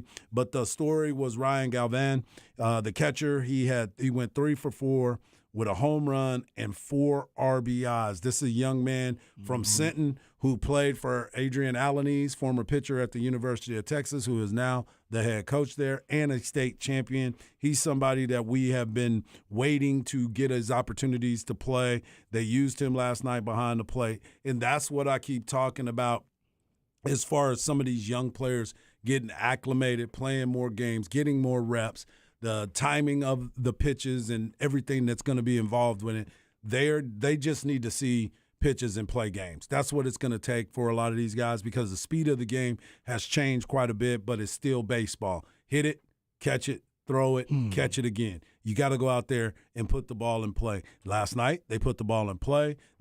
Mercer committed 2 errors, and that is how the ball got rolling. You got a chance to see a lot of players go out there and get a chance to play. Eric Kennedy with a double, Dylan Campbell with a double, Porter Brown with a double, Galvan with the home run, Dylan Campbell with 2 stolen bases. I mean, you got a chance to see so many different things, and these guys are starting to get those reps. Now they're headed into the weekend. We can call this a streak, right? When you win 2 games in a row, you got yourself a streak going.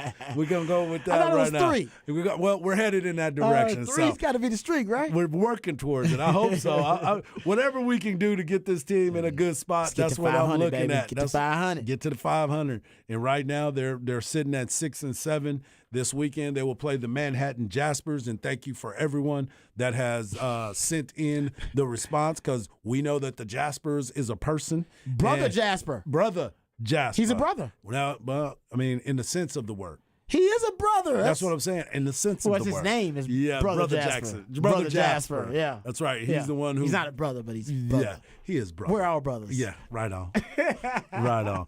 So they're going to come into town this weekend and take on the Texas Longhorns. They're not very good, guys.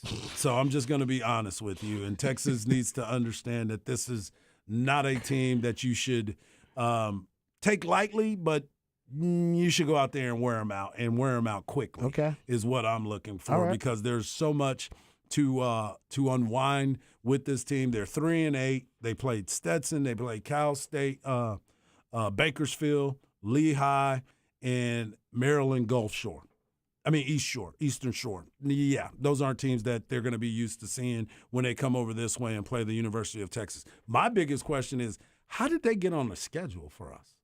You know what I'm saying? Like, you look out there and you see different teams. This is a team that is from the Bronx, and they're coming down here to play, and it's just not. Is it about recruiting? I don't know if it is about recruiting. Are you trying to get like a footprint in the East Coast recruiting? They would have to, right? Is it something like that? But I don't know. But I would think you would want to go out there to be able to see that. But anyway, they're on the schedule, and you can only play who's on your schedule. And I believe that Texas should go into this weekend looking for a sweep. This should be that point. And so you asked me earlier in the week, and you said, what do you expect? I expect by the end of this weekend, Texas is 2 games above 500. Okay. So that is where I'm looking and headed into next week and being able to go up against your next opponent and continuing to push because you'll play another team on Tuesday, North Dakota State. You will play them on Tuesday and Wednesday, and then you play New Orleans. New Orleans that following weekend, go to Incarnate Word, and then open that home series on the 24th against Texas Tech. On the pitching side of things, Ace Whitehead got an opportunity to start. Ace has been that guy. When you were talking about it yesterday, Rod, he better be an ace and live up to that name. He went 2 1/3 innings, pitched well, had his moments, but like anything else, he still got the win because Texas got out in front enough that when you look back at it, they didn't have a chance to beat him. So this is what we're talking about right now. So they went through the bullpen. They used Heston Toll, Max Grubbs, Sam Walbridge, Andre Duplantier, and He's like 6 guys. yeah, and Chris Stewart bullpen also. game. But this is a time where these guys have to go out there and maximize their innings because you're now vying for this spot. Because as we talked about, once we get to conference play, it's all hands on deck, and you got to be in that lineup, and I got to be able to turn to you and trust you in certain moments. So this is the time that these kids really need to put their foot down and say, I want to be your guy that you go to all the time. Okay. There's a lot of opportunities. You know it as well as I do. When you get a chance to track this, that's what you do. And this is their time to be able to do so. No, that's a good point because they have this. It was 14 straight games they're gonna have at home. 14 right? games they at home. Already played. Was it 1 or 2? They played 2. 2 already. Yeah, and then they're getting ready to go to 5 this weekend. Yeah. So you said you wanted to see them above 500. I did. By the end of the week. Yes. You said that should be an easily attainable goal. That is where they should be. Considering the opponent. Exactly. So we don't even need to discuss panic buttons. No, not right now. So there you go. Don't even look at the panic button. We're just making it happen. Patrick, take the weekend off. You ain't got to worry Relax, about trying bro. to get a panic button. We'll holler at you next week when things start to heat up a little bit and maybe they have some little bumps in the road. But, hey, man, just right now, let's keep it doing what we're doing. So you're expecting the brooms? I'm expecting them the brooms. to break out the brooms Exactly. on them. Okay. Exactly. And I said I was going to talk a little bit about the Texas Rangers. The Texas Rangers are 6-8 right now in spring training. That's part of it. They're still working their way out of some of these things. But some of the players that you probably need to start paying attention to, and a lot of people in Austin or Round Rock remember this name, and he got a chance to play a lot last year. And I told you when he first got called up, I said they need to start calling up some of these guys from Round Rock because if you're going to let those guys develop, they need to develop in the big leagues because you're not trying to win right now. You weren't built to win right now. You need to get those guys some at-bats so they can get the most experience because they're going to be your guys. There's no doubt about it. And Bubba Thompson has continued to show that he is going to be a guy that is going to be in the big leagues, and he's going to be a valuable part of the success that they have. Right now, he's doing some good work. Hit a home run the other day. He's only hitting 235, but it's just going to be his speed when he gets a chance to play. If he's in that lineup, he's going to be bringing back what I was talking about, being able to steal bases, being able to put pressure on people, and continue to grow as well. And then on the pitching side of things, you still got to wait for Jacob deGrom to get better. I still believe Taylor Hearn's going to be a big part of the success. He was there early in the year last year being a starter because they didn't have good starting pitching at the very beginning. Obviously, Martin Perez is still going to be a guy. Martin Perez.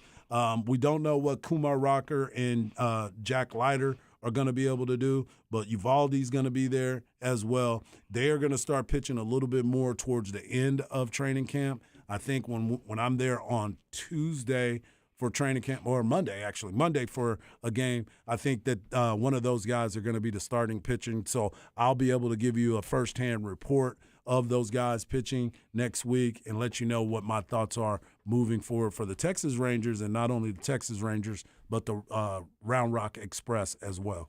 I love this texter. Jasper's here for the barbecue. That's what they're here for, dog.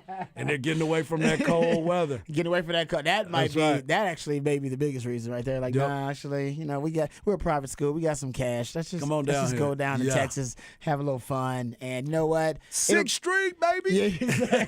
Yeah, but yeah, what you don't want them is for them to catch Texas slipping. No doubt. So Texas got to be on their P's and Q's up against the Jaspers. Brother, can we call them Brother Jaspers? Brother Jasper against the Manhattan Brother Jaspers. Brother Jaspers? I mean, that's what a Jasper is. It's from Brother Jasper. I'm going to have so much fun tomorrow with Roger Wallace calling this game. Yeah, so you should. Are you going to refer to him as the Brother Jaspers? I'm going to say, hey, when he calls it, we're going to give you the Manhattan Jaspers. I said, Put the brothers in it. You know what? Show them some respect. exactly. And put the brother brothers in it. Jaspers in it. 'Cause it's brother Jaspers is what they are. I would Yeah, love you know, that. I've been to Jasper, Alabama. Oh, There were no brothers. There's Not one some- to be seen. Yeah, a lot of the brothers in Jasper, Texas left too. Yeah, they're gone too. Exactly. Hey, They ding like, ding. nah, we good. Ding ding. Nah, we good. Yeah, I'm gonna go to the outskirts. I'm going to Beaumont. Ironically, the brothers stay away from the Jaspers. But Brother Jaspers, they are playing the That's right. Longhorns coming up tomorrow. Tomorrow, and then Yep. the weekend. They got a weekend That's series right. versus them 3 games. All right, that's Hard Knock Life. We'll come back. We'll get into the off the record. Hard sent this. I saw this guy in a movie just last weekend, and it was a sports movie. Turns out it was the biggest opening for a sports movie in American cinema history, and now I think he's going to be the marquee featured star in another sports film coming up. We'll Come talk on now. about that when we come back right here on Off the Record, right here on Ball Don't Lie, 104.9 The Horn.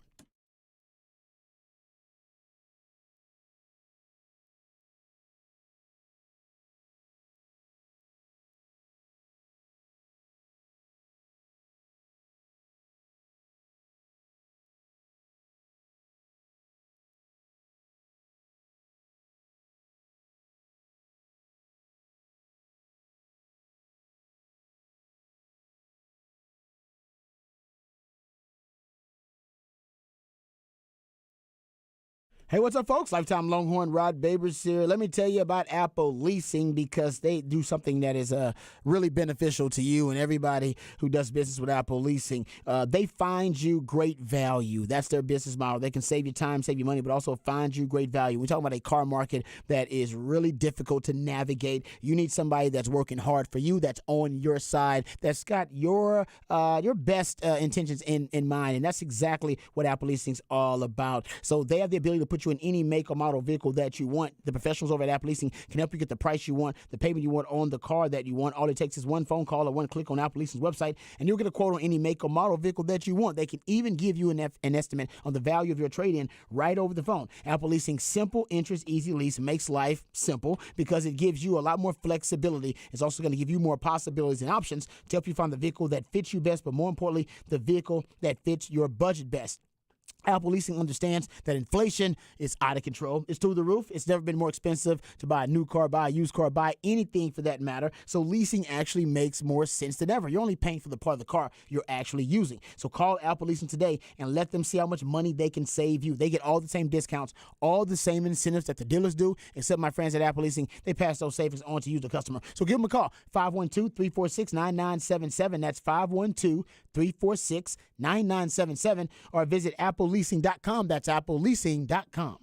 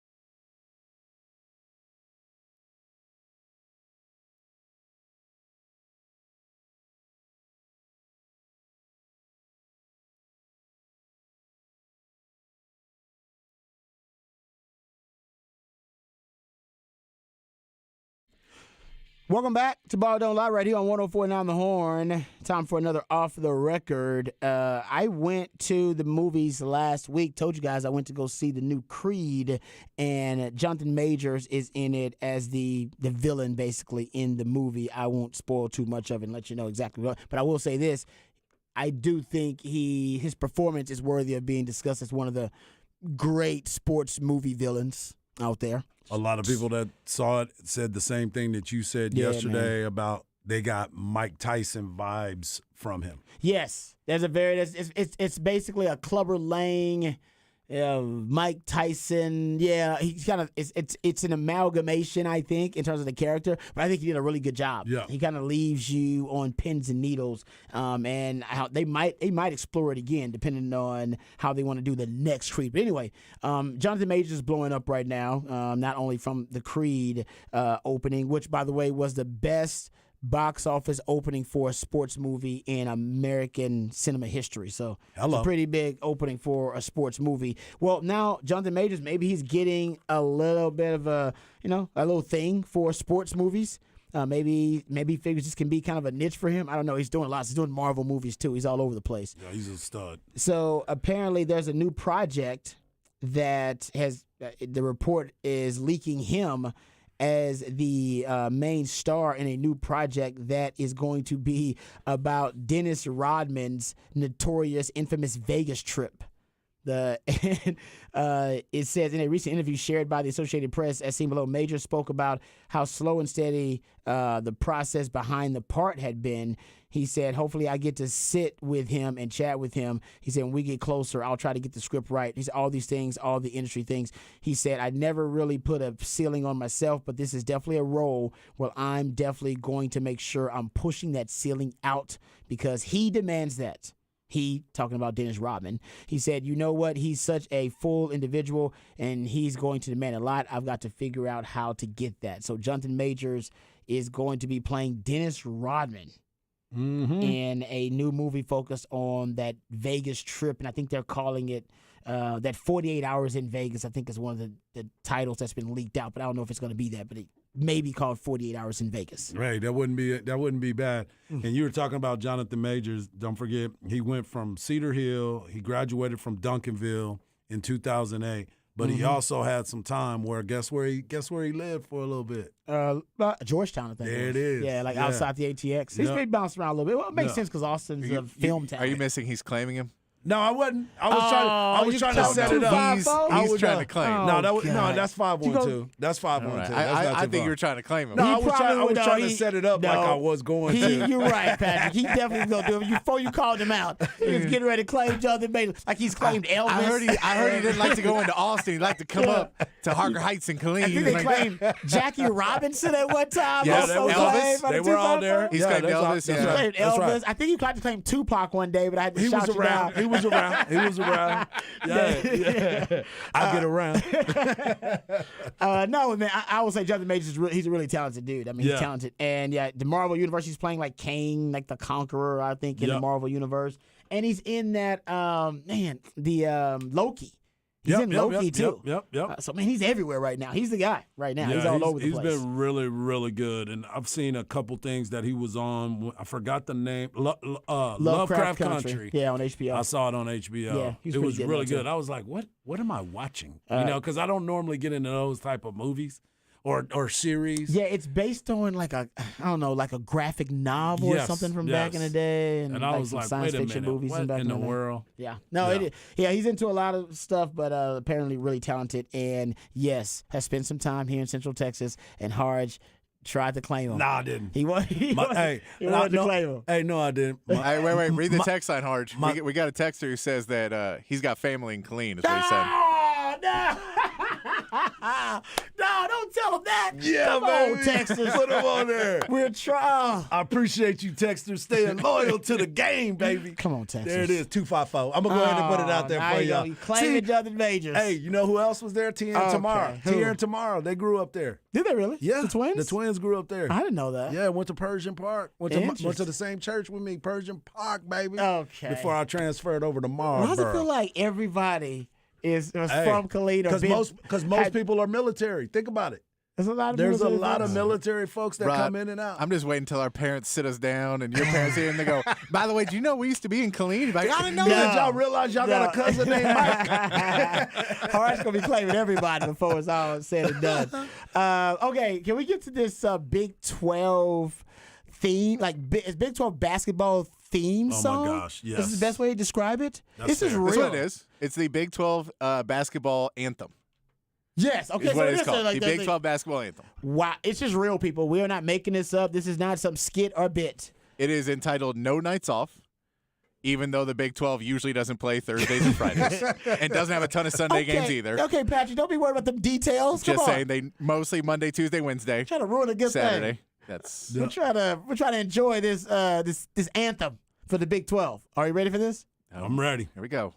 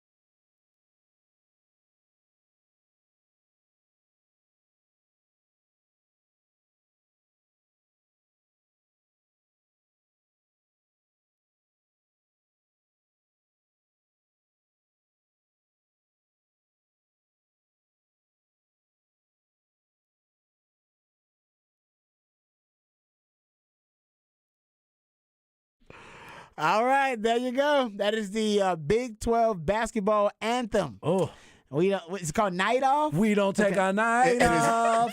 No nights off. Yeah. And you can't call in. Or, as Bill Self did today, not show up because he was sick. Yeah. Now Oh, he's he in the was hospital. sick. That's They true. get well soon, Bill Self. Yeah, not you a will. shot at You Bill can't Self. take our night But, off. but he did take a night off, guys. He did just take a night off.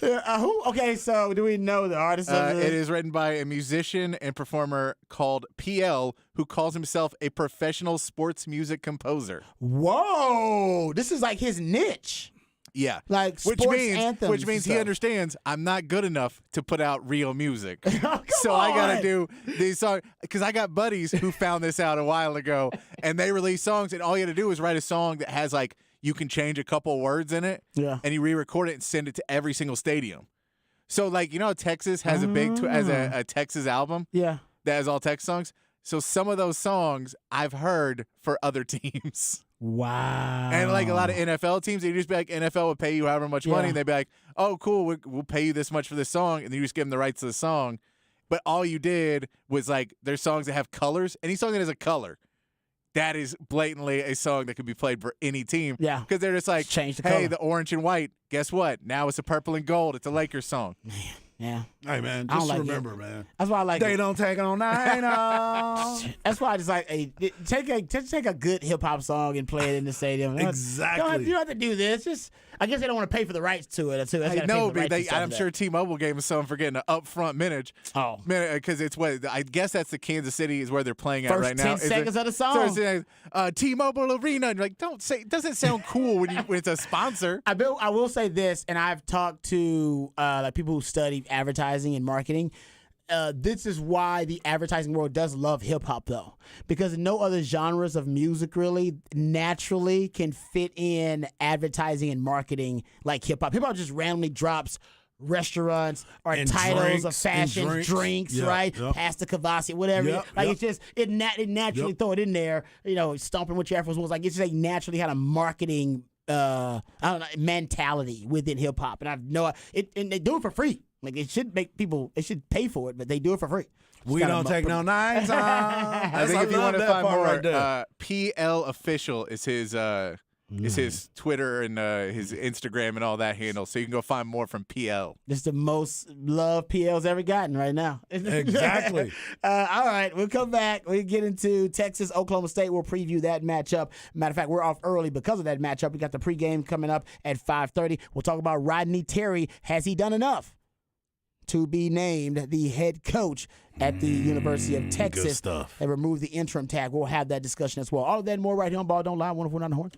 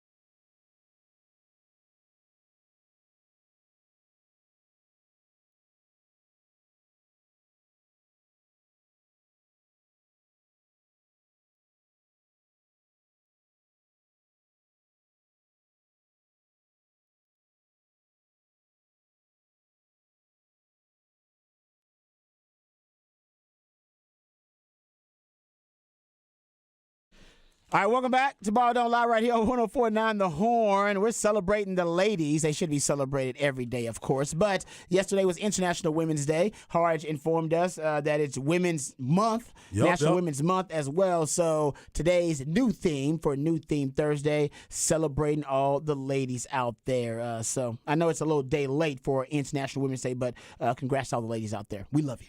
We need you. Yeah, we do. All right. Keep hope alive. All right, we come back in this segment. We want to get into some Texas, Oklahoma State preview. We'll do that, have the Rodney Terry discussion. We had a really good conversation about Rodney Terry early on in the 3 o'clock. We'll have that conversation again. There's a lot of random stories, though, that we just need to update just really quickly in the college basketball world. Yep. Because it's just a bunch of them out there. So we'll just kind of do quick hitters here before we get to previewing Texas, Oklahoma State. Bill Self, you just informed me of this, Harge. Yes. So this apparently just broke. Bill Self is officially ruled out for the remainder of the Big 12 tournament. Correct. And we don't know the reason really for this that's not been revealed. No, I think the problem is he is going to he's a patient now at University of Kansas Health system, whatever it is. Yeah.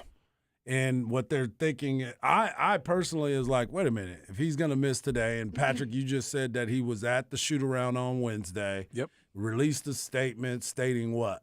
That he is. That KU men's basketball coach Bill Self is a patient at the University of Kansas Health System. Chief Medical Officer Dr. Steve Stites wants to clarify that Coach Self did not suffer a heart attack as reported by some media.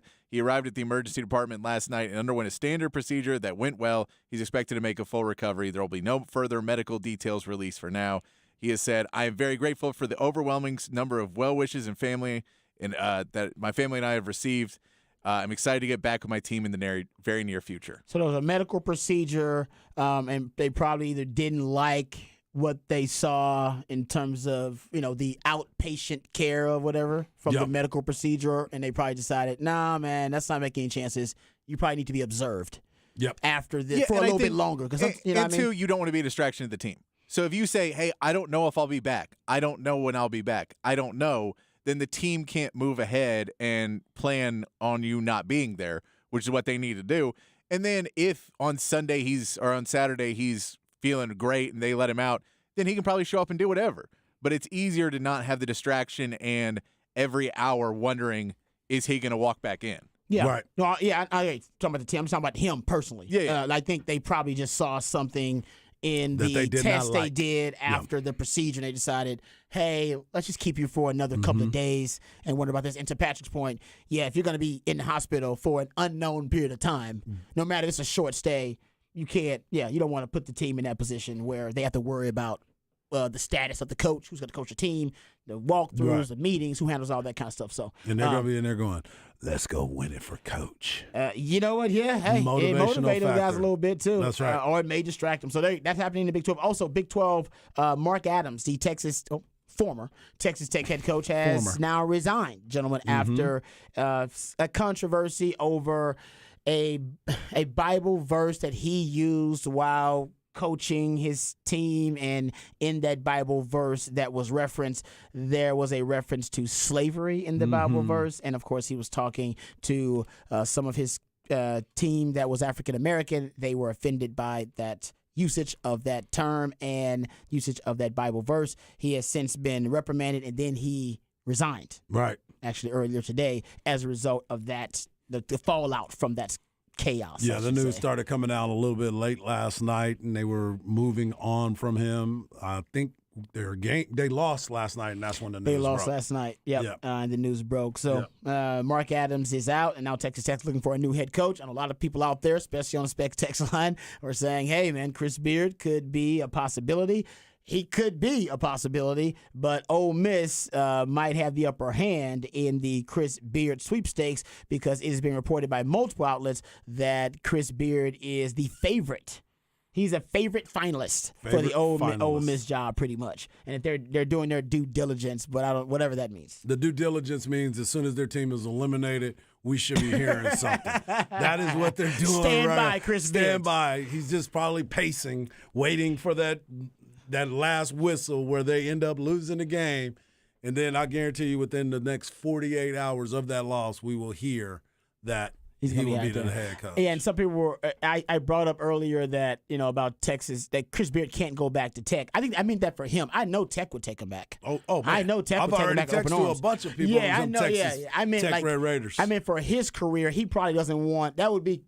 I don't say a backward step for him, Right. but he'd be going back to a place that for him he saw it as a stepping stone, obviously because he left it for Texas. So I think right now he'll just stay away from the state. You're fine. Yep. And Chip Brown did report on Chad and Zay yesterday. He did. I believe it was, that the young lady who Chris Beard was in a relationship with, that obviously was the focal point of these allegations and those charges that were dropped, that they are not together anymore. Correct. So he's reporting. That's also why you don't want to go back to Lubbock. Yeah. Didn't that relationship kind of start in Lubbock, I believe? Yes, for sure. Yeah, maybe she's back there. You don't wanna Maybe. go- Yeah, Maybe. stay away. Stay away, Chris Beard. Go You're to good. Mississippi. Go to Mississippi. Go to Hey, Mississippi. nobody ever said run to Mississippi, Yeah, but yes, Chris ever. Beard, run to Mississippi. Yeah. You're good there. So that looks like that's going to happen. So good for Chris Beard getting that opportunity. And yes, that means Texas will be playing him Nope. next season. No. Get your mind right. Get your mind right, people. Get your mind right. That's going to happen. Okay, and real quick, because this is a strange story too, and I don't. There are a lot of details out there about the story, and I don't have all the details. All I know is that the young man Eddie Lampkin from TCU is not with the team. And it was reported at first that I guess he was going to enter the transfer portal, and then maybe they were just unhappy. But then he released screenshots. Right, what do they He posted call them? screenshot receipts. Receipts? Yeah, he posted receipts basically Yeah. of a conversation between his mom and Coach Dixon, Yeah. which totally, it really changed the narrative in the conversation about why he was not with the team. And I guess now the insinuation is that those screenshots that he posted of that text message conversation between the head coach Jamie Dixon and Lampkin's mother Vanessa Lampkin revealed accusations of mistreatment and racial remarks. Interesting.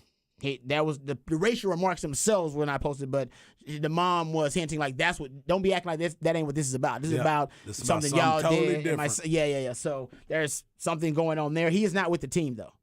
And I thought it was ironic, too, that some of these times when you have these conversations that you jump out there and try to get in front of it, right? You try to say, he sends that text to her stating, we're going to do everything we can to help you in the transfer portal. Sorry it didn't work out, blah, blah, blah. Be ready to go on Monday. We'll help expedite it. It's like, hold up, man. Yeah, I he don't did.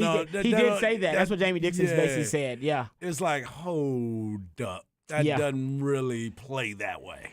Uh, Not one coach is going to hurry up and expedite you, especially because you've been playing all them minutes for his team. Yeah, for the last. I will say he has been playing less and less minutes since he came back from injury, and I think this was him basically going like, "Look, you're kind of a headache anyway, and I promised you a lot of things that I have no intention to actually follow through on. So what we'll do is you're not happy here. I don't want you here anymore. I'll go get someone else in the transfer portal. So yeah, we'll move on. Now all the other things." He probably didn't. Most coaches say a lot of really mean things. Yep. I wouldn't say that he said anything, Rachel, because I won't. I have no idea, so I don't want to throw that she on didn't anybody. say in the text messages what was said. I'm reading here. She but didn't yeah, say. but I mean, you can easily get your feelings hurt with most coaches in basketball. And if you are not playing at the All level you want to be sports at playing this at, time. All yeah, sports. it just is what it is. So I get it. Hopefully he'll be able to move on. I know he's dealt with a lot with his brother being killed. So, like, he's been through a lot. I wish him the best. But, yeah, this is – I believe we saw after his injury, he was playing less and less minutes and his plus-minus, and they were not playing as well when he's on the court. So, Jamie Dixon was ready to move on if he was going to be more of a headache than an asset. Yeah. And so we haven't heard the end of that story. I guarantee there's going to be more details revealed about what happened there. Okay, let's get to this Rodney Terry conversation, and then at the tail end of this segment, before we're off air, we can dive a little into the Texas-Oklahoma State matchup. But you'll have the pregame with my man Craig Way on the call and Eddie Oren. You'll have that coming up at 5:30. All right. It seems like there are two different camps on Coach Terry at this point. And Coach Terry, congratulations, won Sporting News Coach of the Year, by the way. So a fantastic accomplishment, 16-7 in the 23 games under Rodney Terry, and of course took that job in the midst of turmoil, chaos, crisis, and had to right the ship. There seems to be two different camps that are developing, and one group seems to be satisfied with what they've seen already from Coach Terry. He's won Coach of the Year. All right, for goodness sakes, he's proven himself, no question, especially considering it is a crisis situation that he inherited. Then there's the other group, and by the way, that group is saying, hey, man, just make him the head coach. Take away the interim tag. He's done enough. And then there's the other group they agree, by the way, that Coach Terry's done a magnificent job. I don't think anybody's disagreeing with that. He's done a great job. But they need to see the tournament resume. They need to see him make a run in the tournament. And now some people are saying they want to see him make a run in the Big 12 tournament and in the Big Dance in the national tournament. I'm just focused on the national tournament. I think Rodney Terry's done an amazing job. He really has. And by the way, there's no right or wrong answer here. If they give Rodney Terry that job, I do think he's done enough, obviously, to deserve to have a shot at an opportunity there. If they decide they want to go elsewhere, that also is, their prerogative. So I don't think there's a right or a wrong way, and we won't know in retrospect until somebody is hired, and then we can look back on things. But to me, it comes down to two things for whoever's making the decision: CDC, the people behind the scenes, Jay Hartzell, and all those folks, right? Yep. Do you want to hire?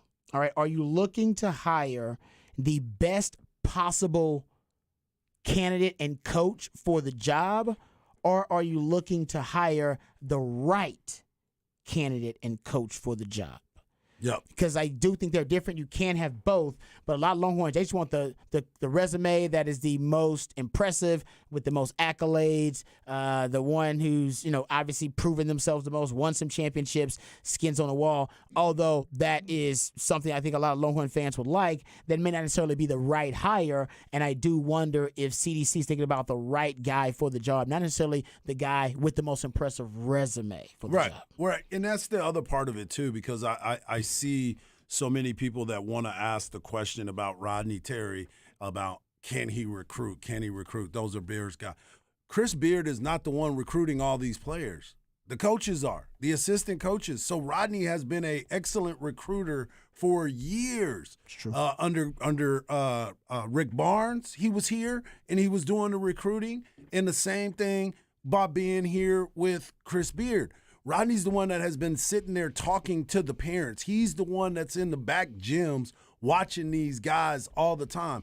Yeah, he can get Chris Beard as the finisher. He's the closer. He's the one that is doing that at the end. But the main thing is those kids know Rodney Terry first.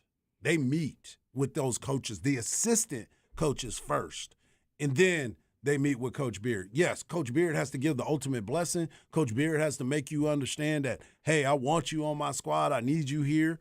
But the coaches are the other coaches are the ones that are talking to these players. So, yes, he can recruit. He can absolutely recruit. It's just a matter of, do people look at him as the face of the program? And that's the other part of it. If you're going to look at values and things like that, he's your guy. He walks a different walk than other people walk. So if you're going to look at somebody like that and that's what you want for your program, he's your guy. But if you're looking for this whale that's out there, all whales aren't the ones that are going to hit either.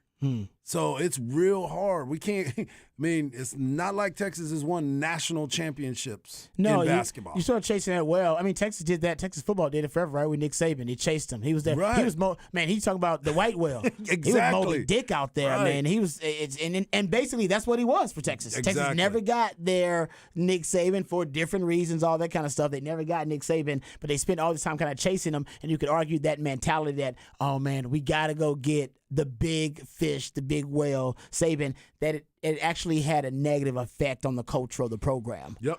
Because you kept chasing it instead of finding the right coach, the one that was most compatible with the program at the time. And maybe that is Rodney. Yep. But like I said, the tournament will determine his fate here at Texas. Yeah. He's going to get a good job regardless. Oh, yeah. No, he'll be fine. And, I mean, it also goes into assistant coaches he can hire coaches want to work for coaches that have bigger names. So Chris Beard was able to hire a really good staff. How many of those could he keep if he was still here, and who would he be able to bring in? There are those questions. I just don't know who you're bringing in that is a much bigger name, because we can Coach Calipari, if he comes, great. I don't think it'll work out. There is too many cooks in the kitchen here for him to be a secondary fiddle and go, hey man, by the way, while football season happens, go sit in the corner. Because Texas is not like, try to talk to boosters. Don't try and talk like it is football season. I don't think he wants to operate in that world. I don't think it'll go over well. And I don't know if he's going to necessarily rub some of the people here the right way. So if you take that name out, and he's a name, I wouldn't say he's a great coach now. He is a older school coach. Mm-hmm. I don't know who the guy is that you go and get. So if there's not that other name and there's not that other sure thing guy that really wants to come here and is dead set on this is the job, I take the guy who really wants the job, who has really good ties to recruiting in Texas and has really good ties to everyone here. Yep. That's a great point about if you are in the camp of Rodney Terry hasn't done enough and we need to see more. Who do you bring in? That becomes a great question too, because he's done a fantastic job. Coach of the Year by the Sporting News. And everybody wants to say make them say no, but sometimes people do say no, believe it or not. Texas has been told no. Yeah, that's what I'm saying. They have been told no. No question about that. All right, we got Craig Way coming up next. Eddie Orrin as well, the voice of the Longhorns. Craig Way will be on the call starting at 6, but you got the 5:30 pregame coming up for you. I want to thank my man Patrick for doing a great job as always, and thank Harsh for doing a great job too. Thank all you guys out there for listening and your participation on the Specs text line. Remember, the revolution will not be televised. We'll be talking about it right here on Ball Don't Lie. We love you guys. We mean that. Take care of yourselves, but more importantly, take care of each other. Peace.